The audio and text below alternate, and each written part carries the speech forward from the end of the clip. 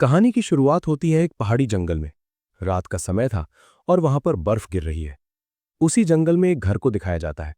उस घर में जमीन पर एक वाइन ग्लास गिरी हुई है। कोई कहता है, ये ऐसा जहर है जिसने आपकी नसों में मौजूद माना को निष्क्रिय कर दिया है। और तभी हमें पता चलता है कि इस वाइन में जहर मिला हुआ है। और जिस व्यक्ति ने जहर पिया है उसके मुंह से खून बाहर निकल आता है। और वही है हमारा इस कहानी का मेन कैरेक्टर।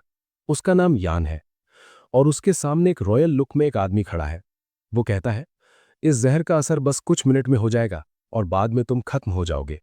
इस जहर में मैंने विभिन्न जहर को मिक्स करके तुम्हें दिया है। और तभी हमें उस घर का पूरा नजारा दिखाया जाता है। वहां पर हमारा एमसी नीचे गिरा है और उसे जहर देने वाला सामने खड़ा है। वो है रॉयल हाइनेस। यान कहता है, लेकिन क्यों? तुमने ये सब क्यों किया? मुझे इसका जवाब चाहिए, मुझे बताओ। वो रॉयल हाइनेस आगे आकर कहता है, क्योंकि तुम बहुत स्ट्रांग हो। तुम्हारे पास ऐसी पावर है जिसका कोई और एम्पायर में मुकाबला नहीं कर सकता। यान समझता है कि बहुत से लोगों ने माना के मिसयूज की वजह से अपनी जानों को खो दिया है। इसलिए वो उसका पश्चाताप करते हुए मरना चाहता था। तभी वो रॉयल हाइनेस कहता है, यान, मैं भी तुमसे बहुत डरता हूं। मेरे अंदर तुम्हारे प्रति मेरा डर इतना ज्यादा बढ़ चुका है कि मेरा दिमाग खोने की कगार पर है। क्योंकि मेरे ओल्ड फ्रेंड, तुम एक 8th क्लास मैजिशियन हो, पर तुम इतने कैपेबल हो कि तुम मुझसे कभी भी मेरी जगह छीनकर मेरे अंपायर पर कब्जा कर सकते हो। इसलिए तुम्हें जिंदा रहना नहीं चाहिए। ऐसे मॉन्स्टर को, मेरे ओल्ड फ्रेंड, प्लीज मुझे माफ कर दो। मैं इसके लिए खुद को कभी भी माफ नहीं कर पाऊंगा। फिर वो इतना कहकर वहां से चला जाता है। लेकिन हमारा एमसी वहां पर ये सब बातें सुनकर वहीं पर बैठा रहता है। और उसके बाद वहां पर उस घर को आग लगा दी जाती है। और हमारा एमसी उस आग के घेरे में अभी तक बैठा हुआ है। वो कहता है, वो बास्टर्ड, मैं सबसे ज्यादा केयरलेस हुआ हूं। लेकिन इतना कहते ही वो अपने कोट में से एक डैगर को बाहर निकालता है और कहता है, लैगनार, तुम सबसे ज्यादा केयरलेस हो। मैं अपने अब तक के जीवन के पछतावे कहते हुए एक चीज पर शोध कर रहा था। ये कहते हुए वो उस डैगर को देखता है। फिर वो कहता है, ये डैगर जिसमें टाइम मैजिक एम्बेडेड हुआ है। तभी हमें उस डैगर को अच्छी तरीके से दिखाया जाता है। उस पर बहुत पुरानी भाषा में कुछ छपा हुआ है। एमसी कहता है, ये जहर मेरे दिल तक पहुंचे उससे पहले मुझे इस डैगर से अपने आप को घायल करना होगा। और इस मैजिक का एक लास्ट टाइम इस्तेमाल करके मुझे दूसरी बार जिंदगी जीनी होगी। इतना कहते ही एमसी उस डैगर को अपने सीने में घुसा देता है, जिसकी वजह से उसके आसपास खून उछलकर बाहर आता है और वो दर्द से चिल्लाता है। तभी वो डैगर नीले रंग में चमकता है। फिर एमसी एक गहरी सांस लेकर गुस्से से चिल्लाकर अपने उस गद्दार दोस्त का नाम दर्द से करकराते हुए कहता है। तभी उसके आसपास एक मैजिक सर्कल आ जाता है। मैं इस बार किसी को मेरी वजह से दर्द नहीं पहुंचाऊंगा। और जो जो मैंने इस लाइफ में गलतियां की है, मैं इस बार उन्हें दोबारा नहीं करूंगा। और मैं इस बार अच्छे तरीके से उन गलतियों को सुधारूंगा। ये मेरा वादा है। इतना कहते ही उसकी आंखें बंद हो जाती हैं। तभी उसे वो सारी यादें दिखाई देती हैं। उन यादों में एमसी को अपनी मदर को ना बचा पाने की गलती भी याद आती है। फिर वो गलती जब उसने उस धोखेबाज इंसान के आगे अपना पूरा जीवन अर्पण कर दिया था। उसने जो कुछ भी कहा, मैंने उस पर अंधविश्वास रखकर भरोसा किया था। फिर उसे उस बैटलफील्ड की यादें दिखाई देती हैं, जहां उसकी वजह से लाखों लोगों ने युद्ध में अपना जीवन खो दिया था। वो उस जगह पर सिर्फ वो अकेला खड़ा है। उसके आसपास लाशों का ढेर पड़ा है और आसमान में हर जगह कौवे घूम रहे हैं। वो भयानक मंजर उसके सामने यादों में उभर आते हैं। ये सब आने के बाद हर जगह अंधेरा छा जाता है। फिर वो अपनी आंखें धीरे धीरे खोलता है और तभी हमें सामने एक बच्चा दिखाई देता है, जो और कोई नहीं, खुद एमसी होता है, वो भी बचपन वाले रूप में। वो डरते हुए अपने आप को देखता है और कहता है, मेरे शरीर पर कोई चोट का निशान नहीं है, मुझे यकीन है अभी कुछ तो हुआ है। तभी पीछे से कोई आवाज लगाते हुए कहता है, एयान, क्या तुम ठीक हो? ये सुनकर एयान तुरंत पीछे मुड़कर देखता है। तभी हमें एक औरत दिखाई जाती है। वो कहती है, क्या हुआ? कुछ हुआ है?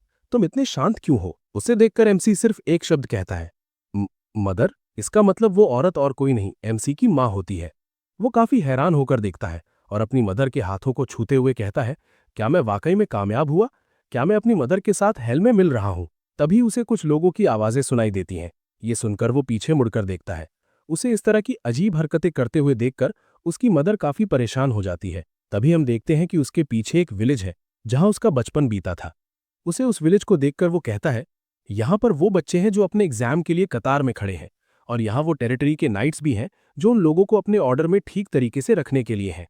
और ये तो वही फ्लैग है जो आइवरी टावर का है, जो उस सफेद तंबू पर लहरा रहा है। क्या मैं सच में टाइम में पीछे आ गया हूँ? क्या मैं 30 साल पहले आ चुका हूँ? तभी हमें उस टेस्ट के बारे में बताया जाता है जो कि वो बच्चे दे रहे हैं। उस टेस्ट का नाम माना रिएक्शन टेस्ट है। इस ग्रीन रिवर एम्पायर में जब बच्चे 12 साल के हो जाते हैं, उन्हें एक बेहतर मैजिशियन बनने के लिए ऐसा टेस्ट देना जरूरी होता है। इस टेस्ट में 2 डिफरेंट पार्ट होते हैं। फर्स्ट पार्ट में उन बच्चों को अपने माना ब्रेन को इस्तेमाल करके और उसे स्ट्रांग बनाकर रिवीलिंग मैजिक को तैयार किया जाता है। और सेकेंड पार्ट में जब वो बच्चा फर्स्ट पार्ट को पूरा करने के बाद अपने हार्ट में माना को संग्रहित करते हुए अच्छे तरीके से प्रसारित करता है। जो बच्चे इन दोनों पार्ट को पूरा करते हैं उन्हें तुरंत माना अकेडमी में भेज दिया जाता है और उन्हें उस अकेडमी में ग्रेजुएट होने के बाद पूरी तरीके से गेशनल अथॉरिटी मिल जाती है। फिर एमसी अपने मन में सोचता है, मैं जितनी उम्मीद कर रहा था मैं उससे ज्यादा आगे आ चुका हूं, वो भी पूरे 30 साल पहले। और जब मैं मर रहा था उस लाइफ में, मुझे कई जगह पर ड्रैगन लैंग्वेज मिल गई थी और मैं उस भाषा को समझ सकता था और उसमें से मुझे ये टाइम मैजिक मिल गया था और मैंने उस मैजिक को मरने से पहले इस्तेमाल कर लिया था और मैं बहुत लकी था। फिर वो सोचता है, मुझे सबसे पहले उन सब गलतियों को सुधारना है जो मैंने उस टाइम पर की थी और मेरी वजह से कई लोगों का खून मेरे हाथों में लगा है। उन्हें सबसे पहले साफ करना है और उस गलती को दुरुस्त करना है, क्योंकि मैंने उस वक्त उस गद्दार एम्परर के लिए सबसे ज्यादा लॉयल्टी दिखाई थी, जो कि मेरा करीबी दोस्त रैग्नार था, लेकिन वो बस मेरा इस्तेमाल कर रहा था और अंत में मुझे धोखे से मार दिया, जैसे कि मैं उसके लिए कचरे के समान था। इसलिए मैं इस वक्त ये नहीं चाहता कि ये दूसरी जिंदगी भी उसी तरह बेकार चली जाए। फिर वो अपने आप से कहता है, मैं इस बार सब कुछ अलग करने की कोशिश करूंगा, मैं किसी को भी अपने आप को इस्तेमाल नहीं करने दूंगा। तभी उसे पीछे से आवाज लगाते हुए एक आदमी कहता है, अभी तुम्हारी बारी है। ये सुनकर यान अपनी मदर को मुस्कुराते हुए कहता है, मैं अभी थोड़ी देर में आता हूं। फिर वो अपने मन में डिसीजन लेता है, मैं इस बार 8th क्लास मैजिशियन बनूंगा और उससे भी आगे और ताकतवर बनूंगा। फिर वो एक नाइट के पास जाकर अपने आप को इंट्रोड्यूस करता है, मेरा नाम एयान पेज है, मैं मैग्लियन विलेज में रहता हूं। और वही गार्ड उसे वेनेसा का बेटा जानकर पहचान लेता है। फिर उसे उस तंबू में जाने देता है जहां पर वो टेस्ट होने वाला था। तभी वो गार्ड एमसी से कहता है, उस मैजिशियन से तुम कोई भी फालतू का सवाल मत पूछना। ये सुनकर एमसी कुछ भी नहीं कहता और उस तंबू में चला जाता है। फिर हमें अंदर का नजारा दिखाया जाता है जहां पर एक इंसान को दिखाया जाता है। वो और कोई नहीं, वही मैजिशियन होता है जो कि काफी काम करते करते थक चुका था। उसके आसपास कई सारे नाइट खड़े थे। उन्हीं में से एक नाइट को वो मैजिशियन आवाज लगाते हुए कहता है, सर एरन, मुझे अभी कितने बच्चों को देखना है? जिस पर वो नाइट कहता है, लगता है इसमें काफी और समय लग जाएगा। तभी उस तंबू में अयान आ जाता है और कहता है, क्या मैं अंदर आ सकता हूँ? उसे देखकर वो मैजिशियन मुस्कुराते हुए कहता है, हाँ तुम अंदर आ सकते हो। एयान तुरंत उसके सामने आकर खड़ा हो जाता है। वही मैजिशियन एयान से कहता है, तुम अपना सिर थोड़ा नीचे करो। फिर वो उसके सिर पर अपना हाथ रखते हुए अपना माना स्टिमुलेट करने जा रहा था। फिर वो कहता है, तुम्हें इससे थोड़ा हल्का सा चक्कर आ सकता है, वो भी थोड़ी देर के लिए, तुम इस पर टेंशन मत लेना। फिर चेक करने के बाद वो मैजिशियन मुस्कुराते हुए कहता है, मैंने तुम्हारे अंदर माना हार्ट और माना ब्रेन को ढूंढ लिया है। फिर वो कहता है, तुम्हारी जिंदगी अब पूरी तरीके से बदलने वाली है। फिर वो मैजिशियन कहता है, तुम्हारा माना ब्रेन तुम्हारे हेड में है और तुम्हारा माना हार्ट तुम्हारे राइट चेस्ट के पास है। ये सब जानकारी पाकर एयान खुश नहीं होता, इसलिए वो अपने मन में कहता है, मुझे इस अकेडमी में जाकर कोई फायदा नहीं होने वाला, इसलिए मुझे अपनी स्किल इन सबके सामने दिखाने के लिए तैयार होना होगा। इसके बाद एयान अपने एक हाथ में आग का मैजिक कास्ट करता है, जिससे वहां पर एक बहुत बड़ा फायरबॉल बन जाता है। उसे देखकर वो मैजिशियन काफी हैरान हो जाता है, लेकिन एयान यहीं पर नहीं रुकता। वो तुरंत अपने दूसरे हाथ में वाटर का स्पेल कास्ट करता है। ये देखकर वो मैजिशियन और ज्यादा हैरान हो जाता है। वो चिल्लाकर कहता है, क्या डबल कास्टिंग, ये कैसे हो सकता है? तभी हमें वहां पर एक बेहतरीन नजारा दिखाया जाता है जहां पर एयान अपने दोनों हाथों में मैजिक कर रहा था। एक हाथ में फायर और दूसरे हाथ में वाटर कास्ट हो रहा था। उसे देखकर वो मैजिशियन कहता है, तुमने ये मैजिक करना किसने सिखाया है? इस पर यान कहता है, नहीं, मुझे ये मैजिक किसी ने भी नहीं सिखाया है। ये सुनकर वो मैजिशियन काफी सीरियस हो जाता है और वो एमसी से दोबारा पूछता है और कहता है, अच्छी तरीके से और सच्चाई से जवाब देना चाहिए, नहीं तो मैं अपना डिटेक्टिव मैजिक इस्तेमाल करके सारी जानकारी प्राप्त कर सकता हूँ, इसलिए मुझे सही जवाब चाहिए। लेकिन यान को उस बात से कोई फर्क नहीं पड़ता, वो नर्वस भी नहीं होता। फिर वो कहता है, भला मैं आप जैसे महान शक्तिशाली मैजिशियन के सामने झूठ कैसे बोल सकता हूँ? ये सुनकर वो मैजिशियन भी प्रभावित हो जाता है और हंसते हुए कहता है, मेरा डिटेक्टिव मैजिक किसी भी झूठ को नहीं पकड़ता है। तभी उसे टेंट के बाहर से एक अजीब सी आवाज आने लगती है। उसे सुनकर एमसी तुरंत बाहर आ जाता है। तभी हम देखते हैं कि वो आवाज और किसी की नहीं बल्कि एमसी की मदर की होती है। उसे वहां पर वही गार्ड उसकी माँ का हाथ पकड़े हुए था। वो गार्ड कहता है, तुम 7 साल से विधवा हो, इसलिए क्या तुम अकेली नहीं हो? ये सुनकर एमसी की माँ कहती है, तू क्या बात कर रहा है, मेरा हाथ छोड़ो। तभी वहां पर चिल्लाने की आवाज आती है, यहाँ पर क्या हो रहा है? वो और कोई नहीं, वही नाइट होता है जो उस मैजिशियन के साथ था, जिसका नाम सर एरन था। उनके साथ 2 और नाइट वहां आकर उस गार्ड से पूछते हैं। ये देखकर और सुनकर वो गार्ड काफी डर जाता है। वो तुरंत एमसी की माँ का हाथ छोड़ देता है और कहता है, यहाँ पर कुछ भी नहीं हो रहा है, इस लोली औरत को यहाँ पर नहीं होना चाहिए था, इसलिए मैं पक्का कर रहा था कि ये यहाँ पर ना आए। तभी किसी के चिल्लाने की आवाज आती है। क्या कहा तुमने? लोली? ये आवाज और किसी की नहीं, हमारा इयान होता है। वो काफी गुस्से से कहता है, ये बास्टर्ड, इसकी इतनी हिम्मत कि वो मेरी माँ को लोली हाउसवाइफ कह सके। वो कुछ और कहने ही जा रहा था, तभी उसे वो मजिशियन रोक देता है और उसे शांत करवाता है। फिर वो कहता है, कुछ समय पहले इस बच्चे को मजिशियन बनाया गया है। इसके पास माना की शक्ति है, इसलिए इसकी फैमिली नोबल के बराबर है और नोबल की बेइज्जती करना एक गुनाह है, क्योंकि उस गुनाह के कारण उस व्यक्ति को फांसी की सजा मिल सकती है। ये सुनकर वो गार्ड काफी डर जाता है और वो तुरंत एमसी के पैरों पर आकर अपनी जिंदगी की भीख मांगता है। वो कहता है, मुझे माफ कर दीजिए, मैं दोबारा ऐसी गलती नहीं करूंगा। इस पर एमसी कहता है, क्या मैं तुम्हें माफ करूं? लेकिन क्यों? जिसे तुम्हें माफ करना चाहिए वो मैं नहीं हूं। ये सुनकर वो गार्ड काफी हैरान हो जाता है। वो तुरंत उसकी माँ के पास जाकर झुकता है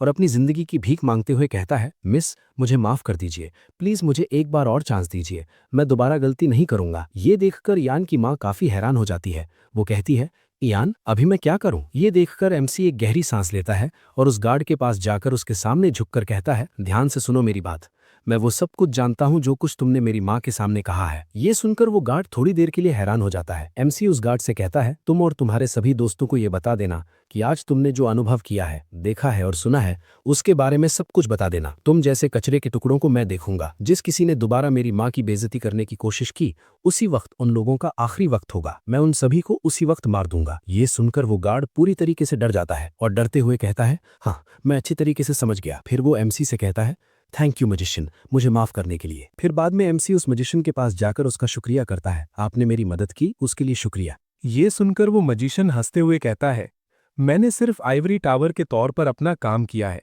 जो कि मजिशियन को प्रोटेक्ट करना है। फिर वो अपने पास खड़े नाइट से कहता है, सर एरन, जब तक सब कुछ अरेंज नहीं हो जाता, तब तक क्या आप इयान और उनकी माँ की रक्षा करेंगे? ये सुनकर सर एरन कहते हैं, हाँ जरूर, मैं इयान और उनकी माँ को सुरक्षा दूंगा। मैं उनके साथ यहाँ पर रुकूंगा और मैं उन दोनों को उनकी मंजिल तक पहुंचने तक मदद करूंगा। क्या ये ठीक रहेगा? फिर वो अपनी माँ का हाथ पकड़कर वहां से जाने के लिए तैयार हो जाता है। वहां से जाते हुए एमसी की माँ उससे पूछती है, क्या हुआ, क्या तुम मैजिशियन बन चुके हो? ये सुनकर एमसी कहता है, हाँ, मैं बन गया हूँ। तभी हम देखते हैं वहां से जाते हुए पीछे वही मजिशियन उन्हें देखता हुआ अपने मन में कहता है, मैं इस बच्चे से काफ़ी प्रभावित हूँ। कोई इतना टैलेंटेड, इंटरेस्टिंग और केपेबल हो सकता है, वो भी इतनी कम उम्र में। ये तो काफ़ी मज़ेदार है। फिर सीन बदलकर हमें रात का सीन दिखाया जाता है, जहां पर हर जगह शहर में शांति छाई हुई है। तभी हमें उस शहर के रास्ते में वही गार्ड दिखाया जाता है, जो गुस्से में हमारे एमसी को और उसकी माँ को गाली देते हुए वहां से जा रहा था। वो कहता है, वो डैम्ड बास्टर्ड, उस बच्चे की इतनी हिम्मत कैसे हुई कि मुझे उस तुच्छ औरत के सामने झुकने के लिए मजबूर करे और उससे माफ़ी मंगवाए। फिर वो खुद से कहता है, मैं इस बेइज्जती का बदला ज़रूर लूँगा। तभी उसके पीछे एक लड़के को दिखाया जाता है। तभी वो बच्चा उस गार्ड पर अपना पैरालाइज मैजिक कास्ट करता है, जिस वजह से वो गार्ड अपनी जगह पर ही रुक जाता है और इस वजह से वो काफ़ी हैरान हो जाता है। तभी वो गार्ड कहता है, ये क्या हुआ, मैं अपनी जगह से क्यों नहीं हिल पा रहा हूँ? फिर वही बच्चा उस गार्ड के पास जाते हुए कहता है, मैंने वो सब कुछ सुना है जो तुमने मेरे बारे में और मेरी माँ के बारे में कहा था। तभी हमें पता चलता है कि वो और कोई नहीं, खुद इयन होता है। तभी एमसी अपने सिर से हुड को हटाते हुए कहता है, मैंने कहा था ना तुमसे, मेरी नज़र तुम पर रहेगी। उसे देखकर वो गार्ड काफ़ी डर जाता है। फिर एमसी उसके पास आकर कहता है, कैसा लगता है जब बेहोशी की हालत में सुनसान सड़क पर घूमते हुए आप एक नदी के पुल पर अपना संतुलन खो देते हैं और डूबकर मर जाते हैं, तब क्या होता है? ये सुनकर वो गार्ड काफ़ी डर जाता है, लेकिन वो कुछ और करता उससे पहले ही जोर की आवाज़ आती है। तभी हम देखते हैं कि उस पुल पर सिर्फ एमसी अकेला खड़ा रहता है। इसका मतलब वो गार्ड उस नदी में गिर चुका होता है। उसे देखकर एमसी कुछ देर तक वहीं पर वैसा ही खड़ा रहता है। फिर वो कहता है, क्या मुझे उसे ऐसे मार देना चाहिए था क्या? लेकिन मेरा इस समय में वापस आने का जो मस्तक था, इरादा था, जो कि एक अच्छा इंसान बनना था, अपने हाथों से किसी की भी जान नहीं लेना चाहता था। लेकिन फिर वो आसमान को देखकर आखिरकार समझ आता है कि उसके हाथों से वो खून नहीं मिटने वाला है। इसलिए वो डिसाइड करता है, जो मेरे सबसे ज़्यादा प्यारे लोग हैं उन्हें मैं प्रोटेक्ट करूंगा, चाहे जो कुछ भी हो जाए। फिर वो उस गार्ड की गिरी हुई बॉडी को उस नदी में तैरते हुए देखकर एमसी सीरियस होकर कहता है, मुझे तुमसे नफरत है, मैं तुम्हें कभी भी माफ़ नहीं करूंगा। और जिसने मुझे ये बनाया, रैग्नार, उसने ऐसी बातें क्यों कहीं? मुझे लगा जैसे मैं कुछ भी समझ नहीं पाया। फिर सीन बदलकर हमें एक घर दिखाया जाता है, जहाँ पर एमसी और उसकी माँ रहते हैं। एमसी अपने घर वापस आ जाता है। वो काफ़ी थक गया होता है, क्योंकि उसने एक एडवांस मैजिक स्पेल कास्ट किया था, जिससे उसका माना काफ़ी कम हो चुका था। वो खुद से कहता है, मुझे जल्दी से जल्दी अपने शरीर को स्ट्रांग बनाना होगा और अपनी बॉडी को ग्रो करना होगा। तभी वो अपनी माँ को देखता है, जो कि उस रूम में आराम से सो रही थी। अपनी माँ को देखकर ईएन कहता है कि मेरी पुरानी ज़िंदगी में मैंने मैजिक अकेडमी में प्रवेश लेने के बाद 1 साल के अंदर फर्स्ट क्लास मैजिशियन बन चुका था, लेकिन उसी साल मेरी माँ को एक बहुत बड़ी खतरनाक बीमारी के कारण उनकी मौत हो जाती है। उसकी ज़िंदगी काफ़ी कठिनाई से चली गई थी। एमसी अपनी माँ के पास बैठकर उन्हें देखता है और एक प्रॉमिस करता है कि वो अपनी माँ के लिए वो सब कुछ करेगा जिससे वो ज़्यादा से ज़्यादा खुश रह सके, और वो उसकी सभी कठिनाइयों को दूर कर देगा ताकि वो ज़्यादा लंबी ज़िंदगी जी सके। मैं इस लाइफ में अपने फैमिली और फ्रेंड्स को प्रोटेक्ट करूंगा और मैं अपनी पुरानी ज़िंदगी जैसी दोबारा वही गलती नहीं करूंगा। इस बार ये ज़िंदगी काफ़ी अलग होगी। फिर सीन बदलकर हमें ग्रीन रिवर एम्पायर की कैपिटल ग्रीन रिवर एडियम को दिखाया जाता है, जहाँ पर एक बहुत बड़ा आलीशान महल होता है। उस महल के अंदर एक इंसान को दिखाया जाता है। वो कहता है, आप इसके बारे में क्या सोचते हैं टावर मास्टर? फिर हमें उस आदमी के बारे में बताया जाता है। वो है emperor of green river empire, Terry green river. फिर एम्परर का सवाल सुनकर उनके सामने एक आदमी खड़ा रहता है। वो कहता है, हालांकि अभी किसी भी बात से इनकार नहीं कर सकता, लेकिन फिर हमें उस आदमी के बारे में बताया जाता है। वो है 5th कास्ट मैजिशियन और owner of the ivory tower, master Herbert Leon. ये दोनों आपस में बातचीत कर रहे थे और उन बातों में हमारे एमसी के बारे में भी चर्चा हो रही थी। एम्परर हमारे एमसी के बारे में उस टावर मास्टर से सवाल पूछ रहे थे और उनका जवाब सुनकर एम्परर कहते हैं, हाउएवर, इसका क्या मतलब? फिर वो टावर मास्टर कहता है, माना एक इंपॉर्टेंट एनर्जी होती है जो कि इंसान के खून के साथ फ्लो होकर अपनी मर्जी से काम करती है। जब किसी के पास माना ब्रेन और माना हार्ट, ये दोनों चीज़ें होती हैं, तो उसके मैजिशियन बनने के रास्ते खुल जाते हैं और उन्हें वो सम्मान मिल जाता है। लेकिन इस माना को सही तरीके से इस्तेमाल करने के लिए एक इंसान को अकेडमी नॉलेज की ज़रूरत होती है। लेकिन उस बच्चे के पास ऐसी किसी ट्रेनिंग का कोई नॉलेज नहीं होते हुए भी वो मैजिक कर सकता है। उस बच्चे के पास हमारे इस किंगडम के फर्स्ट मैजिशियन जैसा ही टैलेंट है। वो फर्स्ट मैजिशियन जिसने खुद अपने आप मैजिक सीखा था। तभी हमें उस फर्स्ट मैजिशियन के बारे में बताया जाता है। बहुत समय पहले यहाँ पर मौजूद माना को समझने या उसकी अनुकूल क्षमता को पहचानने में कोई भी सक्षम नहीं था। तभी उसी समय एक इंसान ने यह समझ लिया कि उस माना को किस तरह से उपयोग किया जा सकता है, लेकिन उसे इसके बारे में किसी ने सिखाया नहीं था।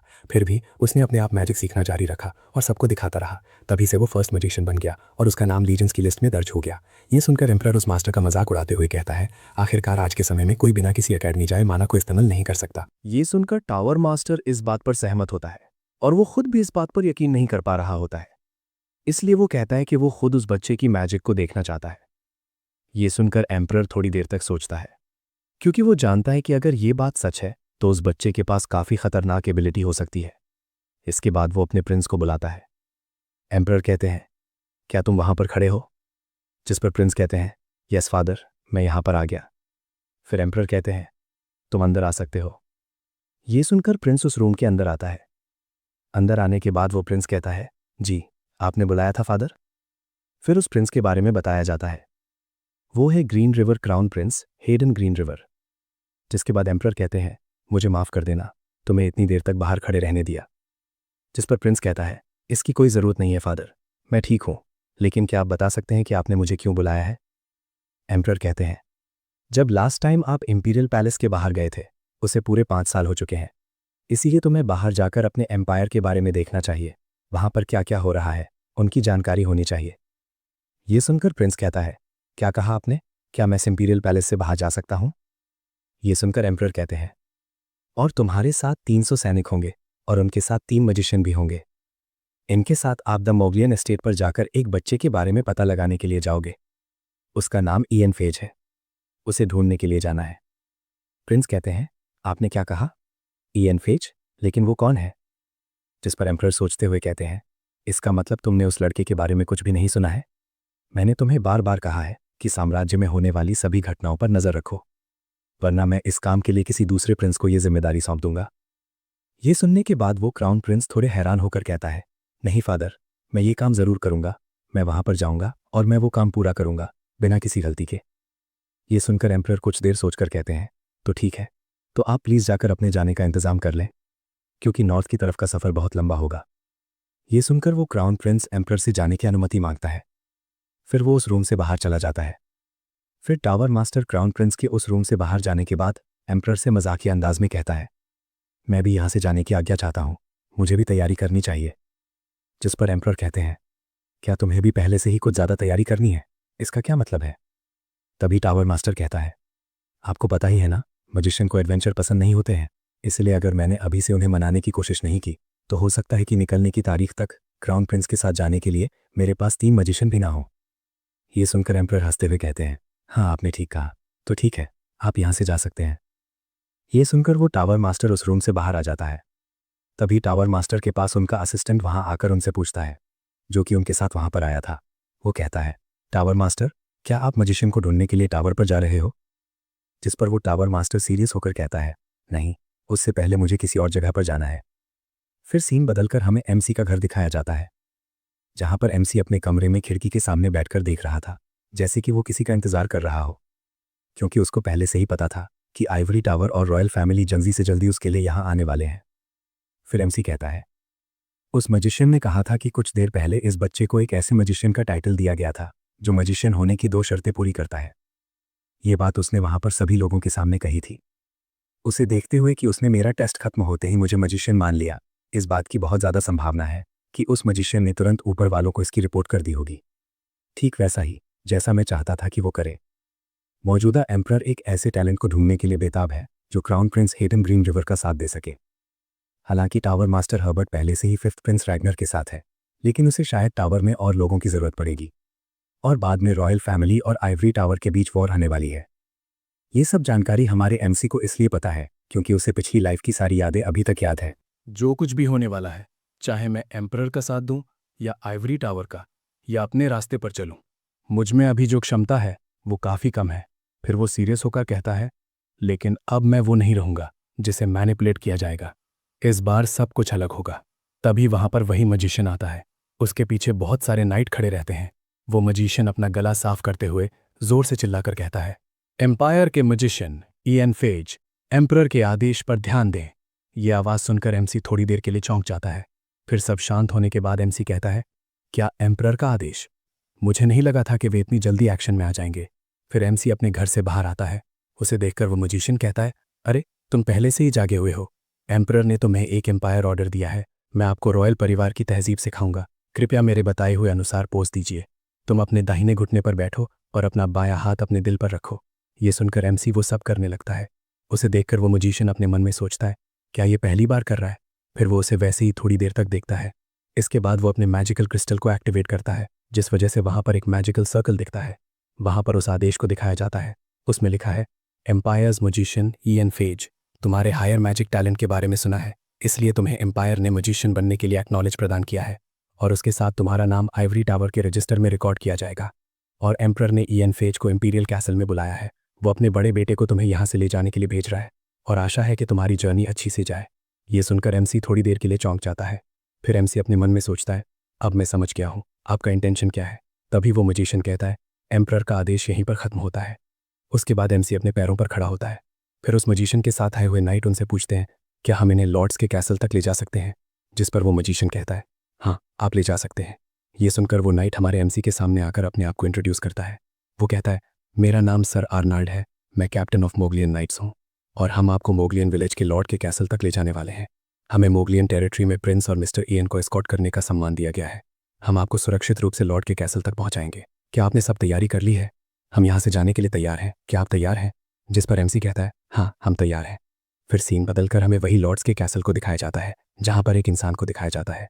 वो कहता है, आप इधर हो। तभी हमें उस आदमी के बारे में बताया जाता है। वो है great lord of Mongolian territory, Marcus Mongolian. वो अपने बच्चों की तरफ जाते हुए कहता है, वो रहे रवि और मार्गरेट। मैं आपसे पहले ही कह चुका हूँ और आपको फिर से बता रहा हूँ, जो मैंने आपसे कहा है उस पर ध्यान दें। कोई भी गलती ना हो। पक्का करें कि आप मजिशियन के साथ पूरे सम्मान से पेश आएंगे। तभी कोई चिल्लाकर कहता है, इयन फेज महल में दाखिल हो चुके हैं। और तभी हम देखते हैं एक कैरेज, जिसमें से नीचे एमसी और उसकी माँ उतर रहे हैं, और उनके साथ वही नाइट भी था। एमसी को देखकर लॉर्ड मार्कस सोचते हैं, हालांकि वो अभी जवान है, लेकिन इससे ये सच नहीं बदलता कि वो अब एम्पायर का मजिशियन है, और उसमें इतनी प्रतिभा है कि उस पर खुद एम्परर का ध्यान और रुचि है। फिर लॉर्ड मार्कस उन्हें यहाँ पर आने के लिए स्वागत कहते हैं। फिर लॉर्ड अपने मन में सोचते हैं, मैं उनके जैसे किसी व्यक्ति से दोस्ती करने में कोई नुकसान नहीं देखता। फिर वो मुस्कुराते हुए कहते हैं, मजिशियन ऑफ एम्पायर, आपका यहाँ पर आने के लिए स्वागत है। फिर सीन बदलकर हमें बताया जाता है कि इयन को यहाँ पर आए हुए कई हफ्ते बीत जाते हैं, और उस पैलेस में एक नई हॉट टॉपिक हर जगह फैल रही थी। कई मेड हमारे एमसी के बारे में बात कर रही होती हैं। उन्हीं में से एक मेड कहती है, अरे क्या तुमने ट्रेनिंग ग्राउंड में उस बच्चे को देखा? वो अपने नंगे हाथों से फायर कास्टिंग स्पेल को इस्तेमाल कर सकता है। क्या आपको सच में लगता है कि उन्हें बिना किसी वजह से मजिशियन कहते हैं? वो एक प्रभावशाली बच्चा है। वो लगातार 15 दिनों तक ट्रेनिंग ग्राउंड में अपनी ट्रेनिंग कर रहा है। जब हम बात कर रहे हैं वो तो अभी भी शायद वहीं पर है। तभी हमें उस ट्रेनिंग ग्राउंड का नज़ारा दिखाया जाता है, जहाँ पर उस ट्रेनिंग ग्राउंड के बीचों बीच इयन अकेला खड़ा होता है। तभी वो एक गहरी सांस लेकर अपना राइट हैंड ऊपर उठाते हुए एक स्पेल कास्ट करता है, जो कि है फ्रॉस्ट नोवा, जिस वजह से उसके आसपास हर जगह सफ़ेद कलर का फ्रॉस्ट फैल जाता है। हर जगह धीरे धीरे बर्फ फैल जाती है, और कुछ मिनटों के अंदर वहाँ पर सब कुछ जम जाता है, और उसके बीचों बीच इयन खड़ा रहता है। उस जमी हुई ग्राउंड को देखकर इयन कहता है, ये तो काफ़ी नहीं है, मेरी पिछली लाइफ में मैंने न केवल इस ट्रेनिंग ग्राउंड को जमा सकता था, बल्कि मैं मोगलियन का पूरा महल भी जमा सकता था। लेकिन अभी मेरे इस शरीर में बहुत ज्यादा कमजोरी है। मुझे कुछ ऐसा चाहिए जो मेरे माना की कमी को पूरा कर सके। तभी पीछे से उसका नाम पुकारते हुए वहां पर एक बटलर आता है। वो चिल्लाकर कहता है, मैजिशियन, मैजिशियन। ये सुनकर यान कहता है, क्या बात है, क्या हुआ? तभी वो बटलर काफी परेशान होकर कहता है, मैजिशियन प्लीज हमारी मदद कीजिए, हमारे लॉर्ड वो गायब हो चुके हैं। ये सुनकर एमसी कहता है, क्या गायब हो चुके हैं, लेकिन कब? इसके बाद वो बटलर कहता है, कल से वो गॉब्लिन का शिकार करके वापस नहीं आए हैं। यंग मास्टर रवि और उनके साथ नाइट्स उन्हें ढूंढने गए थे। हमने सभी उपलब्ध लोगों का इस्तेमाल किया, लेकिन हम नाकाम रहे। हमें सिर्फ लड़ाई के कुछ निशान मिले हैं। ये सुनकर एमसी कुछ देर तक सोचता है। फिर वो अपने मन में सोचता है, मुझे नहीं लगता कि अभी उसके मरने का समय आया है। महान लॉर्ड मार्कस मोगलियन दुश्मन के हत्यारों के हाथों मारे जाएंगे, ठीक पहले एकीकरण युद्ध से पहले, जो भविष्य में होगा। और जहां तक उसके बेटे रवि मोगलियन की बात है, जब एकीकरण युद्ध शुरू होगा तो वो अपना इलाका छोड़कर भाग जाएगा और इसी वजह से युद्ध के दौरान उसे फांसी दे दी जाएगी। से उस बटलर से कहता है, क्या आपको नहीं लगता कि मजिशियन मार्को मेरी तुलना में ज्यादा मदद कर सकते हैं? वो मुझसे ज्यादा शक्तिशाली हैं। ये सुनकर वो बटलर कहता है, वेल। तभी एमसी अपने मन में कहता है, अगर वो रेगुलर शिकार पर गए होते तो इस बात की संभावना कम है कि ये मेरे यहाँ लौटने की वजह से हुआ है। तभी वो बटलर कहता है, वो फिलहाल दूसरे मिशन के लिए इस इलाके से बाहर हैं। ये सुनकर एमसी थोड़ा हैरान हो जाता है। फिर वो अपने मन में कहता है, क्या डिस्पैच मजिशियन का अपने असाइनमेंट किए गए इलाके से बाहर जाना बहुत ही मुश्किल होता है?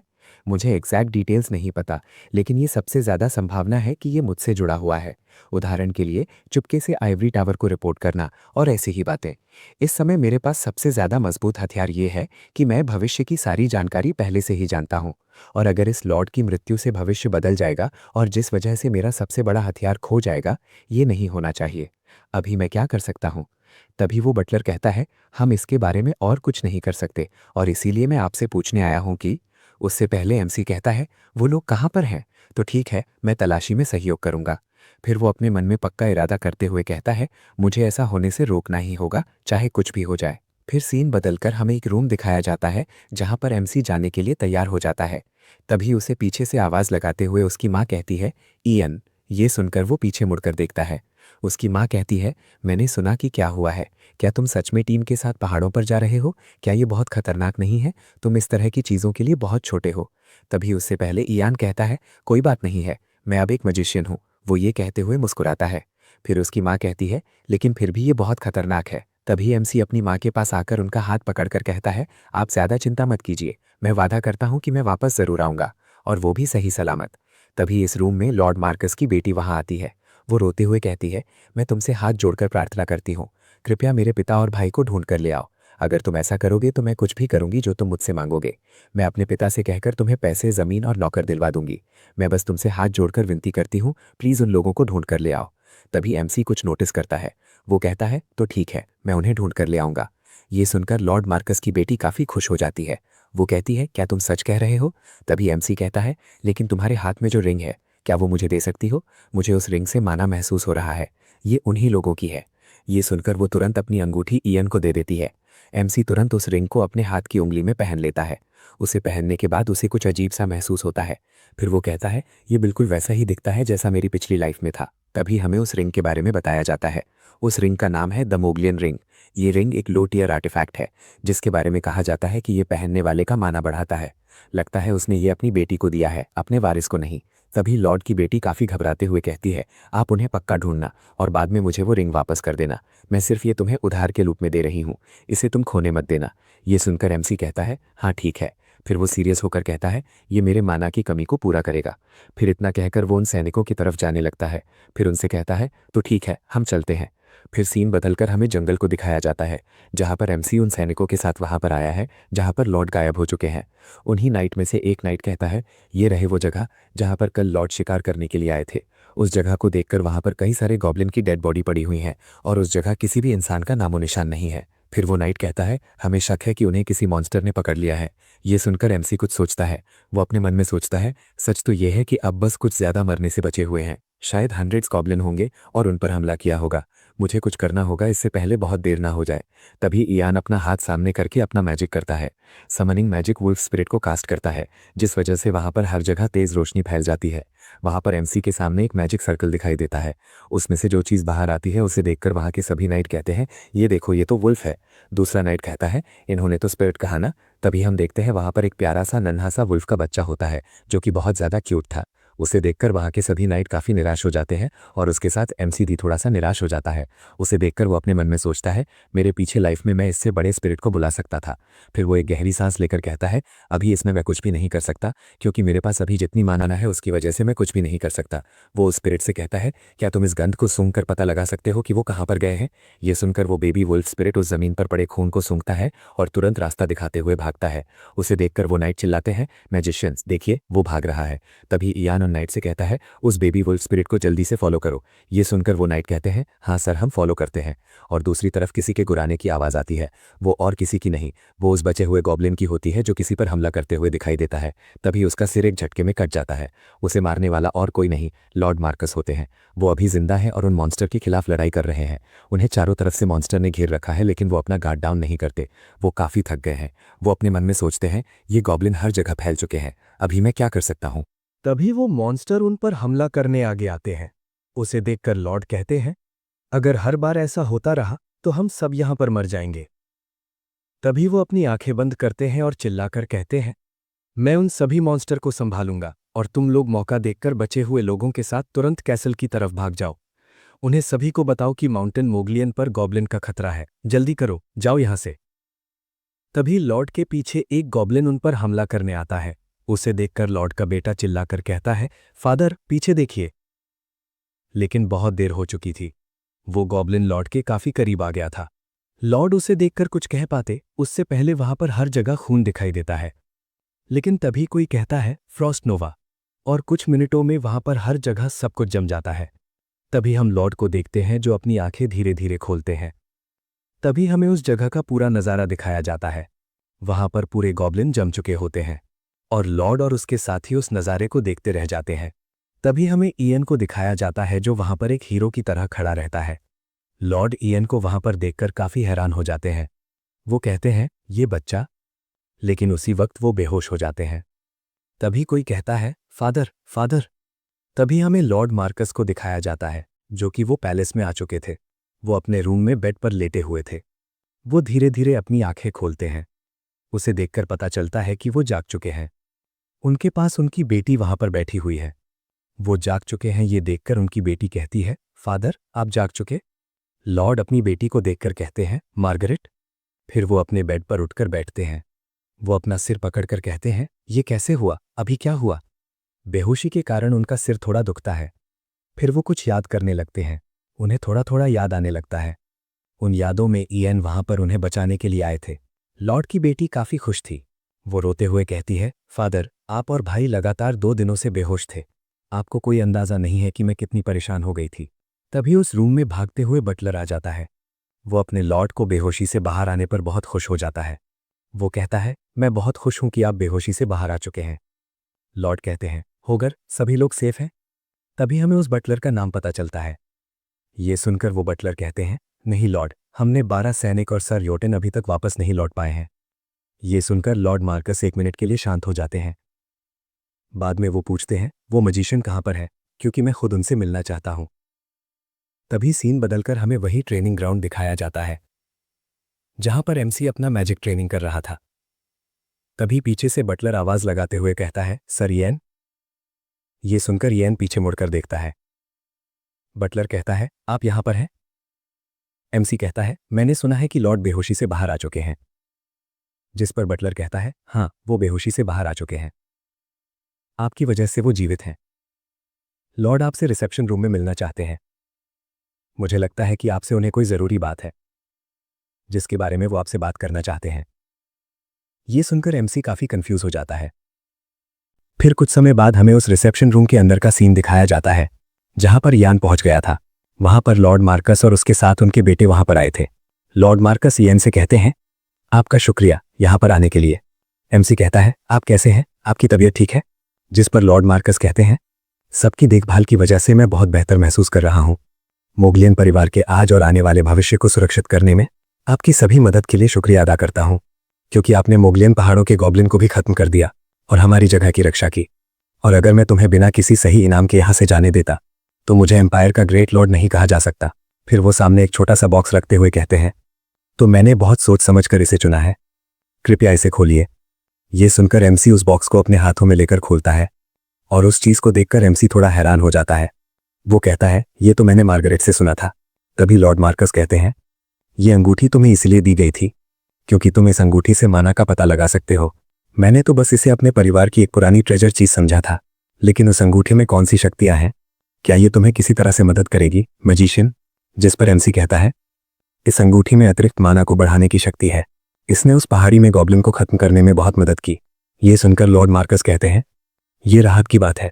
वो अंगूठी मैं आपको तोहफे में देना चाहता हूं मैजिशियन, कृपया इसे एक टोकन समझे। एमसी कहता है, क्या टोकन? लॉर्ड मार्कस कहते हैं, आज से मैजिशियन इयन फेज हमेशा के लिए मोगलियन फैमिली के सम्मानित मेहमान रहेंगे। ये आपके लिए इस पक्के वादे की टोकन होगी। क्या आप ये टोकन स्वीकार करेंगे? अब से मोगलियन फैमिली हमेशा उनका सम्मान किया जाएगा, जैसे कि एक इटर्निटी ऑनर्ड गेस्ट। इयान को आप पर हमेशा के लिए स्वागत किया जाएगा और वो हमेशा उनके साथ खड़े रहेंगे जब भी उनको हमारी मदद की जरूरत होगी। ये पक्का वादा जो एम्पायर की नोबिलिटी के लिए हजारों सालों तक चलेगा। तभी लॉर्ड मार्कस और उनके बेटे इयान के सामने अपना रिस्पेक्ट शो करते हुए कहते हैं, मैं पन्ना नदी की उत्तरी धारा की कसम खाता हूं कि हम ये वादा फ्यूचर जनरेशन तक चलाएंगे। फिर सीन बदलकर हमें जंगल का दिखाया जाता है, जहां पर एमसी कुछ सैनिकों के साथ वहां पर आया था। उनके साथ सर आर्नल्ड भी थे। एमसी कैप्टन से पूछता है, कैप्टन लॉयड, शहर कितनी दूर है? जिस पर कैप्टन कहते हैं, हम जल्दी ही पहुंच जाएंगे। जब हम उस पहाड़ी को पार करेंगे तो हमें वो शहर दिख जाएगा। ये सुनकर एमसी कुछ भी नहीं कहता। तभी हमें बताया जाता है कि एमसी यहां पर क्यों आया है। वो सीन दिखाया जाता है जहां पर इयान लॉर्ड मार्कस से पूछता है, माय लॉर्ड, मुझे आपसे कुछ पूछना है। क्या आप किसी को जानते हैं जो एल्केमिस्ट हो, जो कि अच्छे तरीके से एलिक्सस बना सके? ये सुनकर लॉर्ड मार्कस कहते हैं, हाँ, वो आपको लॉयड के नॉर्दर्न टाउन में मिलेगा। एक एल्केमिस्ट रहता है जिसका नाम रेडियो है। वो असल में राजधानी से है, लेकिन वो एक खास जड़ी बूटी की वजह से उत्तर की तरफ चला गया है। तभी प्रेजेंट के टाइम में एमसी कहता है, रेडियो एल्केमिस्ट, ये एक ऐसा नाम है जो कि मेरी पिछली लाइफ में नहीं सुना है। मुझे उम्मीद है कि मैं अपनी खत्म हुई माना को पूरा करने के लिए कोई एलिक्सर ढूंढ पाऊंगा। तभी कोई चिल्ला कर कहता है, कैप्टन, सर मैजिशियन, वहां पर हम लॉयड शहर को देख सकते हैं। जब वो शहर को देखते हैं तो पता चलता है कि वहां पर हर जगह आग लगी हुई है। उसे देखकर यान काफी हैरान हो जाता है और कैप्टन वहां पर जाने के लिए अपना वेपन निकालते हुए आगे बढ़ते हैं। तभी हम देखते हैं कि वहां पर बैंडेज उस शहर पर हमला करते हुए दिखते हैं। उनमें से एक बैंडेज कहता है, बस उन छोटे कमीनों को इकट्ठा करो और चलो। फिर से ग्रुप बनाते हैं। तभी हमें उस बैंडेज का पूरा लुक दिखाई देता है। वो हंसते हुए कहता है, चलो जल्दी से काम खत्म करते हैं और कोल्डवुड चलते हैं। तभी किसी बच्चे के चिल्लाने की आवाज आती है। उसे एक बैंडेज ने पकड़ रखा होता है। उसे देखकर एक आदमी चिल्लाकर कहता है, डगलस, नहीं। तभी वही बैंडेज उस आदमी पर हमला करता है। वो उस पर अपना पैर रखते हुए हंसते हुए कहता है, जब तुम लगभग मरने वाले हो तो ऐसा गुस्सा करने का क्या मतलब है? उस आदमी पर हमला होने से उसके मुंह से खून निकल आता है। ये देखकर वो बच्चा चिल्लाकर कहता है, मुझे छोड़ो, मुझे जाने दो। डैड, आप ठीक हो? तभी वो बैंडेज उस बच्चे के पास आकर कहता है, इस कितने परेशान करने वाला बेवकूफ है तू। और उस पर ईवल तरीके से हंसते हुए कहता है, तुम्हारे पिता मर जाएंगे तो क्या तुम चुप हो जाओगे? ये सुनकर वो बच्चा काफी हैरान हो जाता है और तभी अपना खंजर निकालते हुए हंसते हुए उस इंसान की तरफ जाते हुए कहता है, मैं तुम्हारे बेटे को एक बहुत अच्छी जगह पर भेज दूंगा। उसे आखिरी बार गुड बाय कह देना। और हमला करने के लिए अपना हाथ ऊपर करता है। उसे देखकर वो बच्चा चिल्लाकर कहता है, नहीं। तभी उस बैंडेज पर हमला हो जाता है। उसे देखकर वो बच्चा हैरान हो जाता है। उसकी आंखों के सामने वो बैंडेज खत्म हो जाता है और बाकी के बैंडेज ये देखकर काफी हैरान हो जाते हैं। वो सब चिल्लाकर कहते हैं, ये क्या हो गया? ये तो आइस है, ये कहां से आ गया? तभी किसी के चिल्लाने की आवाज आती है। वो कहता है, ये खत्म हो गया। तुम सब लोग सोल्जर्स अटैक करो अभी। हम देखते हैं कि वो कोई और नहीं, वो खुद इयन था। वो अपना मैजिक करके उन सभी बैंडेज पर हमला कर देता है। इस वजह से वो सब बैंडेजें देखकर चिल्लाकर कहते हैं, गॉड डैम इट, यहां से भागो, अपनी जान बचाओ, जल्दी से भागो यहां से। लेकिन कुछ मिनटों के अंदर वो बैंडेज खत्म हो जाते हैं और बचे हुए वहां से भाग जाते हैं और उसे देखकर एमसी दूर से देखता है। इसका मतलब वो अपना मैजिक वहां से कर रहा था। फिर वो अपने हाथों की अंगूठी को देखकर कहता है, यह असरदार है। इस अंगूठी की वजह से मेरी माना की लिमिट शायद 3rd क्लास मैजिशियन की जितनी है। फिर एमसी और उनके साथ वही सभी नाइट उस विलेज में पहुंच जाते हैं। तभी हम देखते हैं कि उस विलेज में बहुत सारा नुकसान हो गया था और बहुत सारे परिवार के फैमिली मेंबर मर गए थे। उसे देखकर वहां पर एमसी खड़ा रहता है। तभी उसे पीछे से आवाज लगाते हुए कोई कहता है, मजिशियन। उसे सुनकर एमसी घूमकर पीछे देखता है। उनके सामने वही कैप्टन सर आर्नल्ड थे। उसे देखकर एमसी कहता है, क्या कोई सैनिक घायल हुआ है? ये सुनकर कैप्टन कहता है, नहीं, आपकी वजह से हमें चोट लगने का मौका ही नहीं मिला। ये सुनकर इयान कहता है, ये अच्छा है। फिर वो अपने मन में सोचता है, मुझे हैरानी है कि क्या वो जिंदा है। तभी किसी के चिल्लाने की आवाज आती है, राजियो है। ये सुनकर इयान थोड़ा हैरान हो जाता है और घूमकर पीछे देखता है। तभी हम देखते हैं कि उस घायल आदमी के पास एक आदमी और उसका बेटा आकर कहते हैं, तुम अपने आप को रोको, ऐसा मत करो, उठने की कोशिश मत करो। और उसका बेटा रोते हुए कहता है, डैड डैड।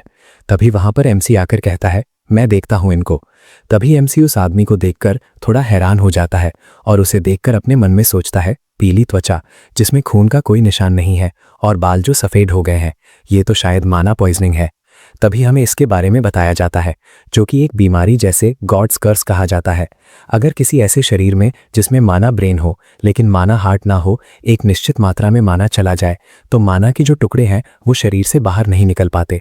वो दिमाग को स्टिमुलेट करते हैं और इस वजह से उस व्यक्ति को बहुत ज़्यादा दर्द होता है। ये दर्द जिंदगी भर रहता है, बिना एक पल भी आराम किए, क्योंकि वो खुद अपने अंदर माना इंजेक्ट नहीं कर पाता। मुझे पक्का यकीन है कि किसी मजिशियन ने जानबूझकर ऐसा किया है। इयान फिर अपने मन में सोचता है, उनके लक्षण को देखकर ऐसा लगता है कि इनका हालात काफी खराब हो चुका है। तभी एमसी कुछ करता है। वो अपना हाथ उस व्यक्ति के सर पर रखते हुए कहता है, 1 मिनट के लिए रुको। फिर वो अपने मन में कहता है, उसके दर्द को थोड़ी देर के लिए कम करने का एक तरीका है, वो है प्योर माना इंजेक्ट करना और उनके शरीर में बची हुई माना को रिलीज करना। तभी उस आदमी में थोड़ा सुधार आने लगता है। फिर एमसी कहता है, प्लीज टेक केयर, उसके घावों का ध्यान रखना पड़ेगा। ये सुनकर वो आदमी कहता है, हाँ ठीक है, शुक्रिया मदद करने के लिए। और इतना कहकर वो वहां से जाने लगता है। तभी पीछे से वही बच्चा उसे रोक देता है और कहता है, मेरे फादर क्या ठीक है? उसे देखकर एमसी कहता है, कुछ समय के लिए मैंने माना इंजेक्ट करके इसका इलाज किया है, लेकिन इस क्योर को पूरी तरह ठीक करना नामुमकिन है। तभी वो बच्चा कहता है, तो क्या उसे बाद में दर्द होगा? जिस पर यान कहता है, क्योंकि जो माना मैंने इंजेक्ट किया है वो भी बचा हुआ रहेगा, इसलिए उस आदमी को फैसला लेना होगा, या तो लगातार माना का इंजेक्शन लगवाता रहे और तकलीफ उठाए, वरना ये मर जाएगा। ये सुनकर वो बच्चा निराश हो जाता है और कहता है, मुझे लैंडियोर्स के फ्लावर ढूंढना है और उसके लिए इलाज बनाना है, और रोते हुए वहां से भाग जाता है। उसे वहां से भागते हुए देखकर वो आदमी चिल्लाकर कहता है, अरे तुम डगलस कहां पर जा रहे हो? उसका नाम सुनकर एमसी काफी हैरान हो जाता है। क्या उसने क्या कहा? डगलस? मुझे कुछ याद आ रहा है, मुझे याद आ गया। मेरे पिछले लाइफ में ये तो इतिहास का ग्रेटेस्ट एल्केमिस्ट है। उसका पूरा नाम पैलेस एल्केमिस्ट मास्टर डगलस हैमन। तभी हमें उसके बारे में बताया जाता है। वो पहले कभी गुलाम था, लेकिन अपनी जबरदस्त काबिलियत की वजह से वो एम्परर रैग्नर के बगल में खड़ा था। जब मैंने उसे पिछली लाइफ में देखा था तो वो हमेशा मजिशियन के प्रति दुश्मन जैसा व्यवहार रखता था। इसका मतलब जो एल्केमिस्ट जिसे एक मजिशियन ने माना पॉइजनिंग दी थी, वो एक जड़ी बूटी की तलाश में बहुत उत्तर की तरफ गया है। उसने क्या कहा था? वो लैंडियोर फ्लावर को ढूंढेगा और उससे अपने पिता को बचाएगा। इसका मतलब एक ऐसी जड़ी बूटी जिसमें शरीर में मौजूद माना को न्यूट्रल करने की क्षमता होती है। अगर ये सच में सच है तो ये एक ऐसा जहर है जो अपने खून में मौजूद माना को बेअसर कर देता है। इसका मतलब उसी ने वो जहर बनाया था जो मुझे दिया गया था। जब ये सब एमसी को याद आता है तो वो तुरंत हेस्ट के पास जाकर उसे रोकने के लिए अपना मैजिक इस्तेमाल करता है और वो तुरंत उसके पास पहुंच जाता है। उसे देखकर वो बच्चा थोड़ा हैरान हो जाता है। तभी एमसी उस बच्चे को रोकते हुए कहता है, इस विलेज के बाहर अभी भी वो बैंडेज हो सकते हैं, उस जंगल में जाना काफी खतरनाक है। ये सुनकर हेस्ट रोते हुए कहता है, लेकिन मैं अब और इंतजार नहीं कर सकता। अगर मुझे जल्द ही फूल नहीं मिला और मैं इलाज नहीं कर पाया तो मेरे फादर मर जाएंगे। तभी इयान उस पर अपना मैजिक इस्तेमाल करता है, जिस वजह से हेस्ट नींद में चला जाता है। नींद में भी वो कहता है, मुझे जाना है, मुझे वो फूल ढूंढना है, और तभी वो सो जाता है। उसे शांत करके एमसी थक जाता है। तभी वो उसी जगह एक पेड़ के नीचे उसे सुला देता है। उसे देखकर एमसी कहता है, अब जब मैं ध्यान से देखता हूं तो अगर उसका पुराना चेहरा इतना डरावना ना होता तो उसका अभी का चेहरा बिल्कुल उसके पुराने चेहरे जैसा ही लगता है। अगर मैं रेड विलेज में नहीं आता तो उसके पिता की मौत हो गई होती और उसे बैंडेज पकड़ लेते और उसे गुलाम बना लेते। जो जहर मैंने पिछली लाइफ में पिया था वो जहर उसी ने बनाया होगा। उसने शायद एम्परर रैग्नर के आदेश माने होंगे और उसके प्लान्स जानने के बावजूद उसने जहर बनाया है। फिर एमसी कुछ देर सोचता है और कहता है, क्या मैं इसे अभी मार डालूं? अगर ये अभी मर गया तो वो जहर नहीं आएगा। तभी वो अपना सर पकड़कर कहता है, अभी मैं क्या कह रहा हूं? नहीं, इतनी जल्दबाजी में काम करना खतरनाक हो सकता है। उसने इतिहास का सबसे महान एल्केमिस्ट बनने का टैलेंट है, मैं उसे अपना बना सकता हूं।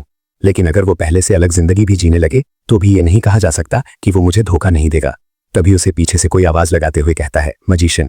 ये सुनकर वो पीछे मुड़कर देखता है। उनके पीछे वही कैप्टन थे। वो कहते हैं, आप अचानक से गायब हो गए थे, इसलिए मैं आपके पीछे आया था। फिर वो कहते हैं, लेकिन ये बच्चा कौन है? जिस पर इयान कहता है, मुझे लगा कि वो कुछ लापरवाही करेगा, इसलिए मैंने उसे सुला दिया है। अब जब आप यहाँ आ गए हैं तो कृपया उसे वापस विलेज ले जा सकते हैं। इतना कहकर वो वहां से जाने के लिए तैयार होता है। उसे वहां से जाते हुए देखकर कैप्टन कहते हैं, क्या आप हमारे साथ नहीं आ रहे हो? इयान कहता है, नहीं, मुझे कुछ काम है, उसे खत्म करके आता हूँ। इतना कहकर वो जंगल में चला जाता है। फिर सीन बदलकर हमें रात का दिखाया जाता है, जहां पर एक घर को देखते हैं। उस घर में रेडियो अपने बच्चों के साथ वहां पर रहता है। वो अपने बच्चों के पास आता है जो कि बेड पर सो रहा है। वो उससे पूछता है, डगलस, क्या तुम सो रहे हो? जिस पर डगलस कहता है, नहीं। रेडियो कहता है, मुझे बार्टन ने अपने सब कुछ कह दिया है। कोई मजिशियन हमारे विलेज में आया है और उसने ही हमें बचाया है। और मैंने ये भी सुना है कि तुमने फिर से कुछ लापरवाही हरकतें करने की कोशिश की है ना, तुम छोटे से बदमाश बच्चे। डगलस कहता है, मैंने सिर्फ एक फूल की खोज करने की कोशिश की है। ये सुनकर रेडियो कहता है, लेकिन वो खतरनाक बैंडेज इस विलेज के बाहर अभी भी हो सकते हैं। जिस पर डगलस अपने बेड पर से उठकर चिल्लाकर कहता है, तो मैं क्या करूं? उस मजिशियन ने कहा कि आप बहुत दर्द में रहोगे। जिस पर रेडियो कहता है, मैं ठीक हूं, तुम्हें परेशान होने की जरूरत नहीं है, तुम अभी बच्चे हो। यह सुनकर डगलस रोते हुए कहता है, अगर मुझे बस लैंडियोर का फूल मिल जाए और आप 1 साल से उसे ढूंढ नहीं पा रहे हो, क्या वो फूल सच में मौजूद भी है कि नहीं? तभी कोई कहता है, ये फूल वाकई में मौजूद है। ये सुनकर वो दोनों उस आवाज की तरफ देखते हैं और रेडियो चिल्लाकर कहता है, बाहर कौन है? तभी हमें बाहर उस व्यक्ति को दिखाया जाता है। वो कहता है, मैंने सुना है कि आप लैंडियोर का फूल ढूंढ रहे हैं। ये सुनकर अंदर से कुछ भी आवाज नहीं आती और कुछ मिनट के बाद उस घर का दरवाजा खुलता है और रेडियो बाहर आता है। तभी वो व्यक्ति अपना चेहरा दिखाते हुए कहता है, कृपया मुझे क्षमा करें, क्या हम बात कर सकते हैं? तभी हमें पता चलता है वो और कोई नहीं, एमसी होता है। उसे वहां पर देखकर डगलस चौंक कर कहता है, ये तो वही मजिशियन है। इसे सुनकर रेडियो भी चौंक कर कहता है, क्या? फिर इयान उसे घर में चला जाता है। फिर वो कुछ टेबल पर रखते हुए अपने आप को इंट्रोड्यूस करता है, मेरा नाम इयान फेज है। उस चीज को देखते हुए रेडियो कहता है, ये क्या है? तभी उस चीज को अच्छी तरह से देखकर वो काफी चौंक जाते हैं और कहते हैं, क्या? ये तो लैंडियोर्स के फ्लेवर है। तभी हमें उस चीज को अच्छी तरह से दिखाया जाता है। वो बर्फ में जमा हुआ फूल को देखते हैं। इयान कहता है, मैं तुम्हें के फूल दूंगा, लेकिन मुझे तुमसे एक सवाल पूछना है। अगर इस जड़ी बूटी के असर के बारे में किसी को नहीं पता तो तुम्हें इसके बारे में कैसे पता चला? ये सुनकर रेडियो कहता है, मैं वही सब जानकारी एक जर्नल में देखा है। ये वही किताब है जिसमें एक हर्ब जर्नल के बारे में बताया गया है। ये किताब मेरे फादर ने मुझे दी थी। आप अगर इसे देख सकते हो, इसमें लिखा है कि एक ऐसा पौधा है जो कि सिर्फ कॉन्टिनेंट के उत्तर में पाया जाता है और माना को बेअसर कर देता है। इसमें 12 पंखुड़ियों वाला फूल होता है। इसके हर तनों में और जड़ों में जहर होता है। इसे तोड़ते ही ये सूख जाता है। इसकी खेती करना और इसे काटना नामुमकिन है। ये सब बातें पढ़कर एमसी सीरियस होकर कहता है, क्या आपके फादर ने भी एल्केमिस्ट की पढ़ाई की थी?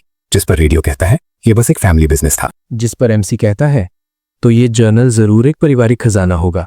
रेडियो कहता है, हाँ, ये उसी जैसा है।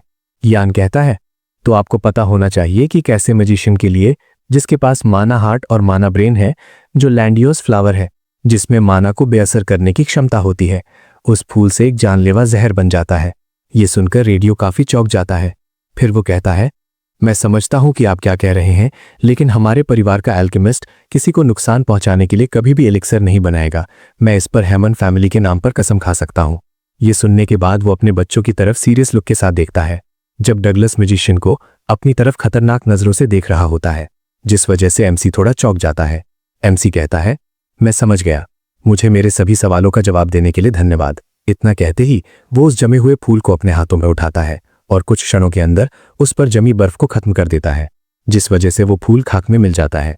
तभी एमसी कहता है, इसके लिए मुझे माफ कर देना। मैं उस फूल को कभी भी ढूंढ नहीं पाया था और मुझे वो कभी मिला नहीं था। मुझे कभी कोई तरीका नहीं मिला कि मैं बस इसे जमा कर इसका आकार बनाए रख सकूं।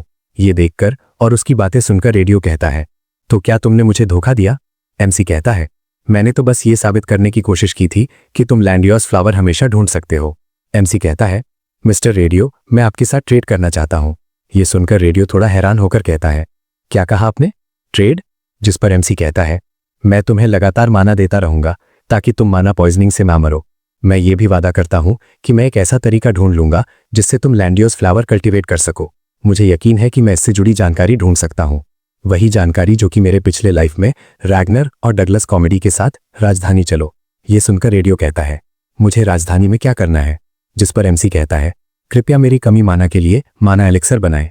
रेडियो कहता है, क्या तुम किसी मशहूर एल्केमिस्ट से नहीं पूछ सकते? मैं कोई कमाल का एल्केमिस्ट नहीं हूं। जिस पर एमसी कहता है, मैं चाहता हूं कि कोई मेरे साथ रहे और मुझे लगातार एलिक्सर बनाते रहे। इर करते हुए कहता है, और उस लड़के को एक ऐसे जंगल में जाने दिया जाए जहां लुटेरे छुपे हुए हैं, ताकि वो एक ऐसी जड़ी बूटी ढूंढ सके जो तुम्हारी बीमारी ठीक कर सके। तो प्लीज कम से कम उसके लिए तो सही फैसला ले लीजिए। ये कोई आम बच्चा नहीं है, इसमें मुझे बेहतरीन टैलेंट दिख रहा है। ये सब सुनकर रेडियो कहता है, क्या आप मुझे सोचने के लिए थोड़ा समय दे सकते हैं? और वो परेशान होकर अपने मन में सोचता है, आखिरकार ये कौन है? एमसी कहता है, आप जितना चाहे समय ले सकते हो, लेकिन आप डगलस की लाइफ के उज्जवल भविष्य के बारे में जरूर सोचिएगा। इतना कहकर वो वहां से जाने के लिए तैयार हो जाता है। जाते हुए वो उन दोनों की तरफ देखकर अपने मन में सोचता है, अगर मैं उसके पिता को बचा सका और वो इसकी वजह से गूल नहीं बनेगा और उसका टैलेंट उस कमीने रैगनर के हाथों में नहीं जाएगा। फिर सीन बदलकर हमें सुबह का दिखाया जाता है, जहां पर एमसी एक पेड़ के नीचे खड़ा होकर कुछ सोच रहा होता है। तभी पीछे से कोई आवाज लगाता है, मैजिशियन। ये सुनकर एमसी पीछे मुड़कर देखता है तो पीछे सर आर्नोल्ड खड़े होते हैं। वो कहते हैं, हमें लॉर्ड के कैसल जाने का समय आ चुका है। ये सुनकर एमसी दोबारा कुछ सोचते हुए रेडियो के घर की तरफ देखता है और कहता है, तो ठीक है, चलने के लिए तैयार हो जाते हैं। फिर वो अपने मन में सोचता है, क्या उसने अभी तक कोई पैसा नहीं लिया है? तभी उसे घर का दरवाजा खुलने की आवाज आती है और घर से रेडियो और उसका बेटा बाहर आकर कहते हैं, मैजिशियन। ये सुनकर एमसी उनकी तरफ देखता है और पूछता है, क्या आपने कोई फैसला कर लिया है? जिस पर रेडियो कहता है, हाँ, हम करेंगे। मेरे पास कोई चॉइस है, मुझे पहले जीना है। इतना कहकर वो दोनों एमसी के साथ जाने के लिए तैयार हो जाते हैं। फिर वो दोनों एमसी से कहते हैं, कृपया अपना वादा जरूर पूरा करें। ये सुनकर यान मुस्कुराते हुए कहता है, हाँ जरूर। फिर वो डगलस की तरफ देखता है। डगलस पूछता है, क्या आप सच में मेरे फादर को ठीक कर सकते हैं? एमसी कहता है, हाँ जरूर, मैं तुमसे वादा करता हूँ। डगलस कहता है, क्या आप सच कह रहे हैं? एमसी दोबारा कहता है, हाँ मैं सच कह रहा हूँ। ये सुनकर डगलस खुशी से हंसते हुए कहता है, तो क्या मैं आपको कैप्टन बुला सकता हूँ? एमसी कहता है, ठीक है, तुम कह सकते हो। ये सुनकर डगलस की आंखों में चमक आ जाती है और वो कहता है, यस सर कैप्टन। उसे इस तरह देखकर यान अपने मन में सोचता है, क्या वो जवान होने पर ऐसा ही था? तभी उसे अपने मेमोरीज याद आती हैं, जहां बड़ा हुआ डगलस गुस्से में कहता है, मेरे रास्ते से हट जाओ। तभी पीछे से घोड़े की आवाज आती है। एमसी उस तरफ देखता है, वहां एक नाइट संदेश लेकर आता है। वो कहता है, मैजिशियन, हमें जल्दी कैसल जाना होगा। एमसी पूछता है, क्या वहां कुछ हो गया है? नाइट परेशान होकर कहता है, मुझे बताया गया है कि क्राउन प्रिंस गमास नदी को पार कर चुके हैं। ये सुनकर एमसी कहता है, क्या वो सब गमास नदी को ऑलरेडी पार कर चुके हैं? नाइट कहता है, हाँ, इसकी रिपोर्ट आज सुबह मिली थी। एमसी परेशान होकर सोचता है, वो अब इसकी रिपोर्ट क्यों कर रहे हैं? फिर एमसी पूछता है, क्या मुझे अपना घोड़ा थोड़ी देर के लिए मिल सकता है? नाइट कहता है, क्या आपको इसे चलाना आता है? एमसी कहता है, नहीं, मैं इसमें अच्छा नहीं हूं, लेकिन मैं इस घोड़े को अपना दोस्त बना सकता हूं। इतना कहकर वो घोड़े के पास जाकर अपना मैजिक इस्तेमाल करता है, जिससे वो घोड़ा यान की हर बात सुनने लगता है। यान पूछता है, मैं कैसल जाना चाहता हूँ, क्या आप मुझे वहां तक ले जा सकते हैं? घोड़ा मान जाता है और बैठने के लिए झुक जाता है। ये देखकर सर आर्नोल्ड और मिस्टर रेडियो यकीन नहीं कर पाते। एमसी कहता है, क्या आप मिस्टर रेडियो को अपने साथ ले जा सकते हैं? मैं पहले कैसल जाता हूँ। इतना कहकर एमसी वहां से निकल जाता है। फिर सीन बदलकर हमें क्राउन प्रिंस की कैरिस दिखाई जाती है, जहां क्राउन प्रिंस उन बातों के बारे में सोच रहे होते हैं जो उन्होंने अपने फादर से कही थी। क्राउन प्रिंस पूछते हैं, क्या आपने मुझे बुलाया फादर? एम्पायर कहते हैं, तुम्हारे जाने से पहले मुझे तुम्हें कुछ बताना है। मैंने सुना है कि हर्बर्ट 5th प्रिंस से मिल रहा है। ये सुनकर क्राउन प्रिंस चौंक जाते हैं। एम्पायर कहते हैं, क्योंकि आइवरी टावर के बहुत से फॉलोअर हैं, इसलिए तुम शायद जानते हो कि टावर मास्टर किसका साथ देता है। ऐसा लगता है कि टावर मास्टर 5th प्रिंस का साथ देने की योजना बना रहा है। 5th प्रिंस रैगनर एक समझदार बच्चा है। मुझे यकीन है कि वो हर्बर्ट का इस्तेमाल करेगा और महान लोगों को अपने नाम के नीचे लाएगा, और वो इयान फेस को अपने साथ मिलाने से पहले जो भी करना पड़ेगा करेगा। इससे पहले कि आइवरी टावर पूरी तरह पहुंचे, मैं तुमसे कह रहा हूं, उसे अपना बना लो और एक मजबूत बेस खड़ा करो। और प्रेजेंट टाइम में क्राउन प्रिंस उन सभी बातों को याद करते हुए काफी परेशान हो जाता है। वो अपने मन में सोचता है कि अगर वो मजिशियन भी होता तो उसे बच्चों से क्या मदद मिल सकती थी। आइवरी टावर मजिशियनों से भरा हुआ है और फिर भी उसमें से कोई भी मेरे साथ नहीं है।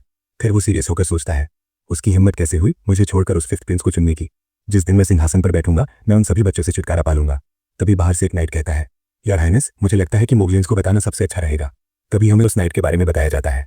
वो सेकंड पैलेस कैप्टन ऑलिवर रेवुड है। उसकी बात सुनकर क्राउन प्रिंस कहता है, मुझे पूरा यकीन है कि हम उस चर्चा को अच्छी तरह से खत्म कर चुके हैं। जिस पर कैप्टन ऑलिवर कहते हैं, हमें उन्हें कम से कम आपके आने की तैयारी करने के लिए थोड़ा समय देना चाहिए। कृपया उनकी स्थिति को अच्छी तरह समझे। क्राउन प्रिंस कहते हैं, ओह ऐसी बात है। वैसे जब मैं इस बारे में सोचता हूँ तो क्या आपका परिवार उत्तरी मोगलियन लॉर्ड साहिब सा नहीं है?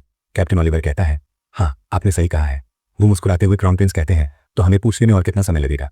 जिस पर कैप्टन ऑलिवर कहता है, ऐसा लगता है कि इसमें 2 दिन और लगेंगे। ये सुनकर क्राउन प्रिंस कहते हैं, अच्छा 2 दिन काफी हैं। उन्हें एक मैसेज भेजो, देखते हैं कि उत्तर के रखवाले और साथ ही एम्पायर शील्ड सिर्फ 2 दिनों में शाही लोगों के आने की तैयारी कैसे करते हैं। ये सुनकर कैप्टन ऑलिवर थोड़ी देर सोचकर कहता है, तो ठीक है योर हाइनेस। फिर सीन बदलता है और हमें लॉर्ड मार्क्स के महल को दिखाया जाता है, जहां वो संदेश लॉर्ड मार्क्स को सुनाया जाता है कि यहाँ रॉयल हाइनेस क्राउन प्रिंस रहने वाले हैं। यह सुनकर लॉर्ड मार्क्स चिल्लाकर सभी सर्वेंट से कहते हैं, पक्का करें कि महल के हर कोने को अच्छी तरह से साफ कर दिया जाए, धूल का एक भी कण नहीं होना चाहिए। फिर वो अपना सिर पकड़कर अपने मन में सोचते हैं, मुझे लगा था कि वो यहाँ नहीं आ रहे क्योंकि कोई खबर नहीं थी, लेकिन अचानक फिर वो बटलर से कहते हैं, होकर क्या दूसरे परिवार यहाँ आ गए हैं? ये सुनकर बटलर कहता है, हाँ सर, वे यहाँ आ चुके हैं। लॉर्ड मार्क्स अपने मन में सोचते हैं, मैकफादन और एडवुड परिवार को छोड़कर सभी परिवार यहाँ आ गए हैं। उन्होंने खबर भेजी है कि वे जल्दी ही पहुंच जाएंगे। और मजिशियन, अभी तक कोई खबर नहीं। ये सुनकर बटलर कहते हैं, नहीं लॉर्ड मार्क्स, अभी तक नहीं। ये सुनकर लॉर्ड मार्क्स काफी परेशान होकर कहते हैं, कितनी बड़ी मुसीबत है, अभी के लिए बाहर चलते हैं। कुछ समय बाद सभी लोग क्राउन प्रिंस के लिए वहां खड़े होते हैं। तभी एक गार्ड जोर से घोषणा करता है, रॉयल हाइनेस क्राउन प्रिंस यहाँ आ गए हैं। क्राउन प्रिंस का कैरेज वहां पहुंच जाता है। उन्हें देखकर लॉर्ड मार्क्स के परिवार का एक आदमी पूछता है, मेरे लॉर्ड, मैजिशियन कहाँ है? क्या वो अभी तक नहीं पहुंचा? जिस पर लॉर्ड मार्क्स थोड़ा परेशान होकर कहते हैं, मैजिशियन, वो अभी तक। तभी घोड़े की आवाज आती है। सभी लोग उस तरफ देखते हैं। उसी तरफ से एमसी घोड़े पर आते हैं। एमसी सभी को देखकर कहते हैं, मुझे माफ कर दीजिए यहां देर से पहुंचने के लिए। उन्हें देखकर लॉर्ड मार्क्स तुरंत उनके पास आते हैं और कहते हैं, आप आ गए, बस यही मायने रखता है, कृपया इस तरफ आइए। तभी सभी लोग आपस में फुसफुसाने लगते हैं, क्या यही वो छोटा बच्चा है, अफवाहों वाला मैजिशियन? दूसरा आदमी कहता है, क्या यही वो बच्चा है जो घोड़ा भी नहीं चला सकता? लॉर्ड मार्क्स एमसी को पास लेकर कहते हैं, सर, मैजिशियन को शाही आदेश से बुलाया गया है। आपको साम्राज्य के कानून के अनुसार ऊंचे पद पर मौजूद रहना होगा। क्राउन प्रिंस इयान को देखकर कुछ मिनटों के लिए शांत हो जाते हैं। फिर वो कहते हैं, क्या आप ही हैं इयन फेज? फिर एमसी क्राउन प्रिंस को देखकर अपने मन में सोचता है, ऐसा एक चेहरा जिसे मैं बहुत समय से नहीं देखा। फिर वो सामने खड़े लोगों की तरफ देखकर सोचता है, वो रही वहां पर। वहां खड़े लोगों में से एक लड़की उस बच्चे को अपनी तरफ देखते हुए नोटिस करती है। वो भी एमसी को देखकर मुस्कुराती है। उसे देखकर एमसी फिर सोचता है, वो लड़की, उसका नाम सेसिलिया है, जो कि कोल्डवुड एम्पायर की जासूस है। फिर सीन बदलकर हमें लॉर्ड के महल के अंदर का सीन दिखाया जाता है, जहां क्राउन प्रिंस के लिए पार्टी का आयोजन किया जा रहा था। वहां क्राउन प्रिंस का नाइट कैप्टन ओलिवर कहता है, योर रॉयल हाइनेस, आपको ज्यादा शराब नहीं पीनी चाहिए। जिस पर क्राउन प्रिंस कहता है, इस वाइन के अलावा पीने के लिए यहां कुछ भी अच्छा नहीं है। मुझे यकीन नहीं हो रहा कि इतनी दूर सफर करने के बाद मुझे इन घिनौने अमीर लोगों से मिलना पड़ रहा है। ये दावत बिल्कुल अच्छी नहीं है और मुझे वो बच्चा भी पसंद नहीं है। ये सुनकर कैप्टन ओलिवर कुछ भी नहीं कहता। क्राउन प्रिंस दोबारा कहता है, मैं जल्द ही वापस जाकर आराम करना चाहता हूं। दूसरी तरफ सिसिलिया को दिखाया जाता है, जो अपने मन में सोचती है, कितना अजीब इत्तेफाक है कि कोल्डवुड एम्पायर भी उस बच्चे में दिलचस्पी दिखा रहा है। कुछ समय पहले कोल्डवुड एम्पायर से 2 कमांड आए थे। इयन फेज के बारे में अफवाहों को खत्म करने के लिए उसे पर्सनली ऑब्जर्व करना है। अगर ये सच है तो उस मैजिशियन और उसकी माँ, उन दोनों को पकड़कर एम्पायर में वापस लाना होगा। वो किस तरह का इंसान है जो ये सब हंगामा कर रहा है? मुझे लगता है मुझे उसे ढूंढने जाना पड़ेगा। फिर वो महल के बाहर आ जाती है। तभी हमें ट्रेनिंग ग्राउंड दिखाया जाता है, जहां पर एमसी खड़ा होता है। तभी सिसिलिया वहां आकर एमसी को देखकर कहती है, वो रहा वो बच्चा। फिर वो पीछे से एमसी पर अपना मैजिक इस्तेमाल करते हुए कहती है, क्या मुझे उसकी अफवाह वाली काबिलियत को टेस्ट करना चाहिए? शुरुआत के लिए कुछ हल्का फुल्का, जैसे एक छोटा सा धमाका। तभी वो मैजिक मिसाइल का इस्तेमाल करती है और सारे हमले एमसी की तरफ कर देती है। हमला खत्म होने के बाद जब देखा जाता है तो काफी देर हो चुकी होती है। वहां एमसी पूरी तरह सही सलामत खड़ा रहता है। वो अपने शील्ड मैजिक का इस्तेमाल करके उस हमले से बच चुका होता है। ये देखकर सिसिलिया काफी हैरान हो जाती है और कहती है, क्या वो मेरे हमले से बच गया? तभी एमसी कहता है, ये सब किसने किया? वो जानबूझकर ऐसा कहता है क्योंकि उसे पता होता है कि हमला किसने किया है। उसकी बात सुनकर सिसिलिया उसके सामने आ जाती है और कहती है, क्या तुम मेरे मैजिक को नहीं पहचान सकते? मैं आइवरी टावर से तुम्हारी एक पुरानी सीनियर हूं। मैं बस एक हल्की सी नमस्ते भेज रही थी। उसकी बात सुनकर एमसी कहता है, क्या आप लोग इस तरह से नमस्ते कहते हैं? सिसिलिया हंसते हुए कहती है, अरे वाह, देखो ये छोटा बच्चा कैसे बातें कर रहा है। क्या एक सीनियर अपने जूनियर के साथ मजाक भी नहीं कर सकता? फिर एमसी कहता है, तुम्हें मुझे बुरा महसूस कराने की जरूरत नहीं है सिसिलिया। ये सुनकर सिसिलिया काफी चौंक जाती है। दोबारा एमसी उसका पूरा नाम लेता है, सिसिलिया कोल्ड वॉकर। ये सुनकर सिसिलिया के पैरों तले जमीन खिसक जाती है। वो डरते हुए कहती है, तुम कौन हो? तुम्हें वो नाम कैसे पता चला? जिस पर एमसी कहता है, तुम्हें पता है ना मेरा नाम? फिर वो अपने मन में सोचता है, मैं तुम्हें जाने बिना नहीं रह सकता। मैंने अपने पिछले लाइफ में उन सभी कोल्ड वॉकर को खत्म कर दिया था जो एम्पायर में घुस आए थे। फिर एमसी मुस्कुराते हुए कहता है, अगर आप चाहें तो मैं बाकी को भी लिस्ट कर सकता हूं। ये सुनकर सिसिलिया चिल्लाकर कहती है, तुम बकवास करना बंद करो। फिर एमसी उसके पास आकर सिसिलिया से कहता है, मोल्टन परिवार का अस्तबल का लड़का यॉल, दूसरे शाही महल की हेडमेड इजेबेल। शायद वो अभी हेडमेड नहीं है, क्या आप इन सभी लोगों में कॉमन बात जानते हैं? मुझे लगता है कि मुझे पता होगा। ये सुनकर सिसिलिया घबराते हुए कहती है, ओए छोटे से बच्चे। फिर वो काफी सीरियस होकर अपना माया इस्तेमाल करते हुए कहती है, मुझे नहीं पता कि तुम इन सभी नामों के बारे में कैसे जानते हो, लेकिन तुम बेहतर होते अगर ये तुम्हें पता नहीं होता और तुम शांति से रहते। और तभी वो अपने हाथ में बहुत शक्तिशाली फायरबॉल बनाकर एमसी की तरफ फेंक देती है, जिस कारण वहां बहुत बड़ा धमाका हो जाता है। धमाके के बाद हर तरफ आग फैल जाती है।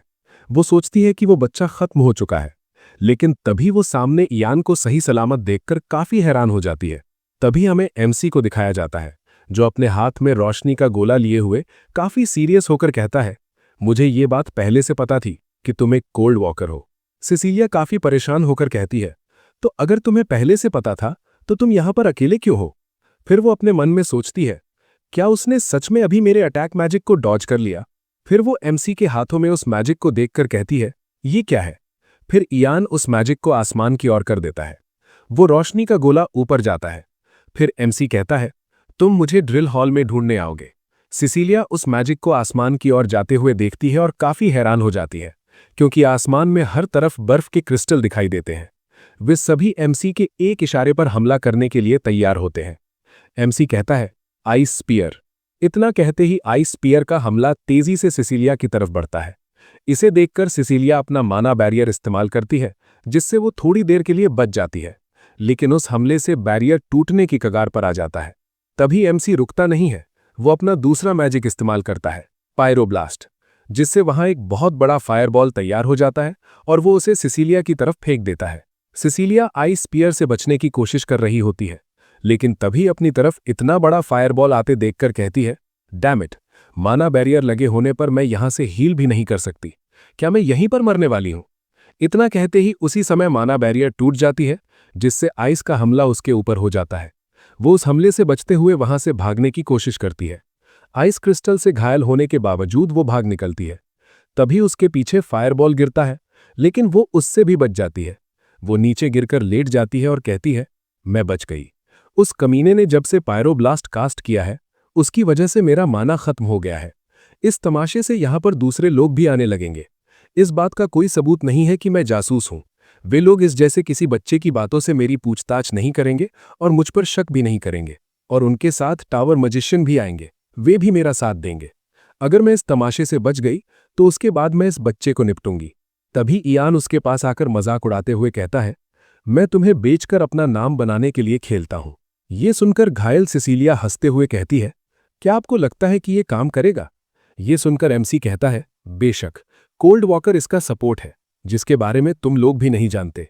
ये सुनकर सिसिलिया काफी हैरान होकर कहती है, तुम क्या बकवास कर रहे हो? तभी धमाके की आवाज सुनकर वहां पर नाइट्स आ जाते हैं और उनके साथ वही मजिशियन भी आ जाता है। वे सभी उस जगह को देखकर काफी हैरान हो जाते हैं। वे नाइट्स क्राउन प्रिंस के साथ आए थे, जिनमें कैप्टन ओलिवर भी शामिल था। वो मजिशियन घायल सिसिलिया को देखकर चिल्लाकर उसके पास आता है और पूछता है, सिसिलिया, यहां पर क्या हो रहा है और तुम पर किसने हमला किया? तभी कैप्टन ओलिवर पूछते हैं, यहां पर क्या हुआ है? तभी कोई कहता है, मैंने उस पर हमला किया है। ये सुनकर सभी उस आवाज की तरफ देखते हैं। वहां इयान को देखकर सब काफी हैरान हो जाते हैं। फिर कैप्टन ओलिवर एमसी के पास आकर पूछते हैं, मुझे सही तरीके से जवाब चाहिए, यहां पर क्या हुआ है? जिस पर एमसी शांत होकर कहता है, मैंने इसे संयोग से देखा कि ये औरत किसी ऐसे व्यक्ति से बात कर रही थी जिसने अजीब तरीके से मास्क पहने हुए थे। ये सुनकर सिसिलिया घबराकर कहती है, तुम क्या कह रहे हो? एमसी कहता है, और फिर उसने अचानक से मुझे मारने की कोशिश की।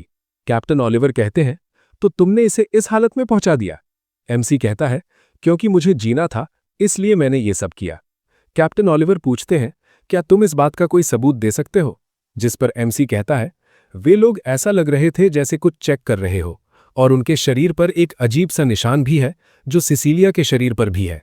अगर आप देखें तो आपको समझ आ जाएगा। ये सुनकर कैप्टन ओलिवर थोड़ा हैरान हो जाते हैं और कैप्टन आदेश देता है, उस वुमेन के शरीर की तलाशी लो। ये सुनकर सिसिलिया काफी हैरान हो जाती है। तभी सिसिलिया के साथ ही वो मजिशियन चिल्लाकर कहता है, अरे कैप्टन, तुम्हें नहीं लगता कि ये बहुत ज्यादा हो रहा है? क्या तुम भूल गए कि हम आइवरी टावर के मजिशियन हैं? तभी कैप्टन ओलिवर अपनी तलवार निकालकर उनके सामने कर देता है। ये देखकर वो मजिशियन काफी डर जाते हैं।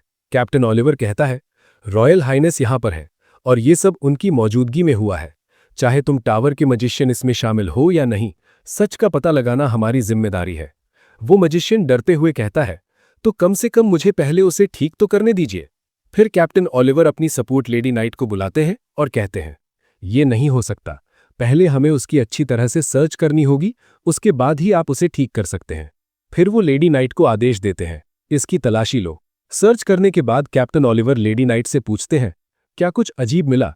लेडी नाइट कहती हैं, नहीं सर, हमें उसके शरीर पर कोई भी निशान नहीं मिला है। ये सुनकर वो मजिशियन कहते हैं, मैंने कहा था ना, तुम उस पर शक कैसे कर सकते हो? हमें उसे तुरंत ठीक करना चाहिए। इसी पर कैप्टन ओलिवर एमसी से कहते हैं, क्या तुमने हमसे झूठ बोला है? जिस पर एमसी शांत होकर कहता है, नहीं सर, मैंने झूठ नहीं बोला। इतना कहकर वो सिसिलिया की तरफ बढ़ता है। सिसिलिया काफी डर जाती है, क्योंकि इयान उसकी तरफ क्यों आ रहा है, यही सोचकर वो घबरा जाती है। फिर एमसी उसके पीछे आकर कहता है, कृपया मुझे माफ करना, और वो सिसिलिया की पीठ पर अपना हाथ रखते हुए अपना मैजिक इस्तेमाल करता है। उसे ऐसा करते हुए देखकर सिसिलिया घबराकर कहती है, तुम ये क्या कर रहे हो? तभी हमें सिसिलिया की पीठ पर वो मार्क दिखाई देता है। उस मार्क को देखकर वो मजिशियन काफी हैरान हो जाता है। एमसी उस मार्क की तरफ इशारा करते हुए कहता है, ये रहा मानासील। इतना सुनते ही वो मुझसे पूछता है, तुमने ये क्या किया? जिस पर एमसी हल्की सी मुस्कान के साथ कहता है, मैं सोच रहा था कि तुम दोनों क्या कर रहे थे। ऐसा लगता है कि वे लोग इसी की जांच कर रहे थे। फिर हमें उस सील के बारे में बताया जाता है। मेरे पिछले लाइफ में एक कोल्ड वॉकर को एक ट्रेनिंग स्कूल में भेजा जाता है, जहां उन्हें एक निशान दिया जाता है। इसके बारे में उन्हें खुद भी पता नहीं होता, क्योंकि सिर्फ उनके मैनेजर को इसके बारे में जानकारी होती है। मुझे भी एक मैनेजर मिला था। मैंने उससे 1 साल तक पूछताछ करने के बाद इस सच्चाई का पता लगाया था। प्रेजेंट टाइम में कैप्टन ओलिवर उन मजिशियन से पूछते हैं, क्या किसी को पता है कि इस निशान का क्या मतलब है? वो मजिशियन कहता है, मैं इसे पहली बार देख रहा हूं। फिर वो इयान से भी पूछते हैं, जिस पर एमसी कहता है, ये मेरा भी पहली बार देखना है। ये सुनकर कैप्टन ओलिवर सोच में पड़ जाते हैं। वो अपने मन में सोचते हैं, हालांकि कोई नहीं जानता कि इस निशान का क्या मतलब है, फिर भी ये सबूत के तौर पर काम आ सकता है। फिर वो सिसिलिया से कहते हैं, पहले इसका इलाज करो, बाद में हम इससे पूछताछ करेंगे। ये सुनकर सिसिलिया काफी डर जाती है। फिर कैप्टन ओलिवर उन मजिशियन से कहते हैं, कृपया एक माना जेल तैयार करें। ये सुनकर वो मजिशियन डरते हुए कहते हैं, ठीक है। फिर कैप्टन ओलिवर इयान से कहते हैं, अगर सब कुछ सच निकला तो एम्परर तुम्हें इनाम देंगे। इसके बाद ये सारी बातें क्राउन प्रिंस तक पहुंचती हैं। क्राउन प्रिंस कहता है, क्या उस बच्चे ने आइवरी टावर के तीसरे दर्जे के मजिशियन को हरा दिया? फिर वो कैप्टन ओलिवर से पूछते हैं, आप उस बच्चे के बारे में क्या सोचते हैं? कैप्टन ओलिवर कहता है, डिस्पैच मजिशियन ने जो कहा था वो सच होने वाला है। जिस तरह से वो काम करता है और बोलता है, वो किसी बच्चे जैसा बिल्कुल नहीं है। क्राउन प्रिंस कुछ सोचते हुए कहते हैं, मुझे लगता है कि किसी नतीजे से पहले मुझे उससे मिलना चाहिए और बात करनी चाहिए। फिर वो कहता है, कैप्टन, उसे मेरे पास लेके आओ। कुछ समय बाद इयान वहां आ जाता है। इयान क्राउन प्रिंस के सामने झुककर कहता है, क्या आपने मुझे बुलाया है योर हाइनेस? जिस पर क्राउन प्रिंस कहते हैं, हाँ, मैंने तुम्हें बुलाया है। मैंने सुना है कि आइवरी टावर द्वारा भेजे गए मैजिशियंस में से एक कोल्ड वॉकर का जासूस था, और मैंने ये भी सुना है कि वो एक काबिल मजिशियन थी। मुझे लगता है कि उसे हराने और पकड़ने की तुम्हारी उपलब्धि बहुत बड़ी है। फिर इयान कहता है, ये सुनकर मैं बहुत खुश हूं। क्राउन प्रिंस मुस्कुराते हुए कहते हैं, तो मैं आपको इसके लिए इनाम देना चाहता हूं। कृपया मुझे बताइए कि क्या आप कुछ चाहते हैं? ये सुनकर एमसी अपने मन में सोचता है, वो मुझसे पूछकर मेरी अंदर की इच्छाओं का पता लगाने की कोशिश कर रहे हैं कि मैं क्या चाहता हूं। तो बात यहां तक आ गई है, क्या उसे बता देना चाहिए? फिर एमसी अपनी इच्छा प्रिंस के आगे बताता है, अगर आप मुझे इजाजत दें तो मैं पुरानी आइवरी टावर की जगह देखना चाहता हूं, जो कि इंपीरियल कैसल के रास्ते में है। यह सुनकर प्रिंस काफी कंफ्यूज होकर पूछते हैं, क्या वो पुरानी आइवरी टावर की जगह? आप वहां क्यों जाना चाहते हैं? वहां देखने के लिए ज्यादा कुछ भी नहीं है। एमसी कहता है, मैंने इसके बारे में सिर्फ कहानियों में सुना है और मैं हमेशा से कम एक बार वहां जाना चाहता था। यह सुनकर प्रिंस अपने मन में सोचता है, ये अजीब है। जब वो कुछ भी मांग सकता था तब उसे सिर्फ एक ऐतिहासिक जगह पर जाना है। मुझे लगता है कि वो अभी भी एक छोटा सा बच्चा है। फिर वो कहता है, ठीक है, तो मैं तुम्हें वहां ले जाऊंगा। यह सुनकर इयान काफी खुश हो जाता है। फिर वो अपने मन में सोचता है, मुझे लगता है कि मैं इसे उम्मीद से जल्दी हासिल कर पाऊंगा। पुराने आइवरी टावर की जगह, और उस जगह के बहुत नीचे छुपी हुई एक चीज है जो कि है ड्रैगन लैंग्वेज बुक। पिछली जिंदगी में मुझे उस बुक का पता लग गया था, लेकिन उसे ढूंढने से पहले मेरी मौत हो गई थी। लेकिन इस बार मैं इसे हासिल कर पाऊंगा। फिर हमें उस बुक के बारे में बताया जाता है। ड्रैगन लैंग्वेज ने मैजिक में सच में एक अहम भूमिका निभाई है, और उस किताब में उस भाषा का पूरा सारांश है। जब मेरी मौत हो रही थी तब मैं उसका सिर्फ एक छोटा सा हिस्सा ही समझ पाया था, और इस जन्म में मैं उसका कितना हिस्सा समझ पाऊंगा, ये सब सोचकर इयान काफी खुश हो जाता है। फिर सीन बदलकर हमें रात का सीन दिखाया जाता है। वो लोग उस जगह जाने के लिए निकल चुके थे। उस कैरेज में इयान की मदर काफी खुश होकर कहती हैं, मैं पहली बार इतनी दूर जा रही हूं, है ना इयान? ये सुनकर एमसी मुस्कुराते हुए कहता है, आपने सही कहा मदर। उस कैरेज में उनके साथ मिस्टर रेडियो और उनका बेटा भी आए थे। मिस्टर रेडियो मुस्कुराते हुए कहते हैं, जब हम कैपिटल पहुंच जाएंगे तो मैं आपकी गाइड बनूंगा लेडी फेज। मैं जैसा दिखता हूं, इसके बावजूद मैं बहुत लंबे समय से कैपिटल में एल्केमिस्ट के तौर पर गुजारा कर रहा हूं। ये सुनकर मिसेस इयान काफी खुश होकर कहती हैं, ओह बहुत बहुत धन्यवाद। तभी उन दोनों को इस तरह बातें करते हुए देखकर एमसी काफी परेशान हो जाता है। तभी बाहर से आवाज आती है। एक नाइट कहता है, मिस्टर इयान फेज, हम उस जगह पहुंच गए हैं। तभी हमें उस नाइट के बारे में बताया जाता है। वो है second imperial night, vice captain Paul. फिर हमें उस जगह को दिखाया जाता है जहां एमसी आ चुका होता है। कैप्टन पॉल कहते हैं, हम इस जगह पर 2 दिन तक रुकने का प्लान कर रहे हैं, जैसा कि रॉयल हाइनेस ने आदेश दिया है। आप इस दौरान इस जगह को घूमने के लिए आजाद हैं। फिर वो सबको रहने की जगह की ओर ले जाते हुए कहते हैं, कृपया आप सभी मेरे पीछे आइए, मैं आपको आपकी रहने की जगह तक ले चलूंगा। फिर वे सभी एक विलेज में पहुंचते हैं। वहां विलेज के मेंबर्स उनके स्वागत के लिए आते हैं। वे क्राउन प्रिंस का खुशी से स्वागत करते हुए कहते हैं, हमें उम्मीद नहीं थी कि आप जैसे रॉयल हाइनेस हमारे ऐसे मामूली विलेज में आएंगे। ये सम्मान हजारों पीढ़ियों तक याद रखा जाएगा। ये सुनकर क्राउन प्रिंस मुस्कुराते हुए कहते हैं, अरे ये तो कुछ भी नहीं है। ये सब देखकर पीछे से एमसी अपने मन में सोचता है, मुझे लगता है कि वो सिटीजन्स के साथ इंसानियत से पेश आता है। फिर वो अपने पिछले जीवन को याद करता है। मेरे पिछले जीवन में उसके चेहरे पर हमेशा उदासी और गुस्से का भाव रहता था, क्योंकि मैं हमेशा रैगनार के साथ रहता था। फिर वो वर्तमान में लौटते हुए सोचता है, इसलिए मुझे लगता है कि वो उन लोगों के लिए उम्मीद बनता है जो रॉयल्टी या नोबिलिटी फैमिली से नहीं है। अब मैं समझ सकता हूं कि मौजूदा एम्परर पहले प्रिंस को क्यों पसंद करते हैं। तभी डगलस आवाज लगाते हुए कहता है, कैप्टन, आप पुराने आइवरी टावर की ओर कब जाएंगे? ये सुनकर एमसी पूछता है, तुम क्यों पूछ रहे हो? डगलस कहता है, मैं भी जाना चाहता था। ये सुनकर एमसी सोचता है, मुझे सुबह सुबह अंडरग्राउंड इलाकों में जाना होगा। फिर वो कहता है, कल जब समय मिलेगा तो हम साथ चलेंगे। ये सुनकर डगलस खुशी से कहता है, क्या सच में हम दोनों साथ जाएंगे? एमसी थोड़ा झिझकते हुए कहता है, हाँ सच में जाएंगे।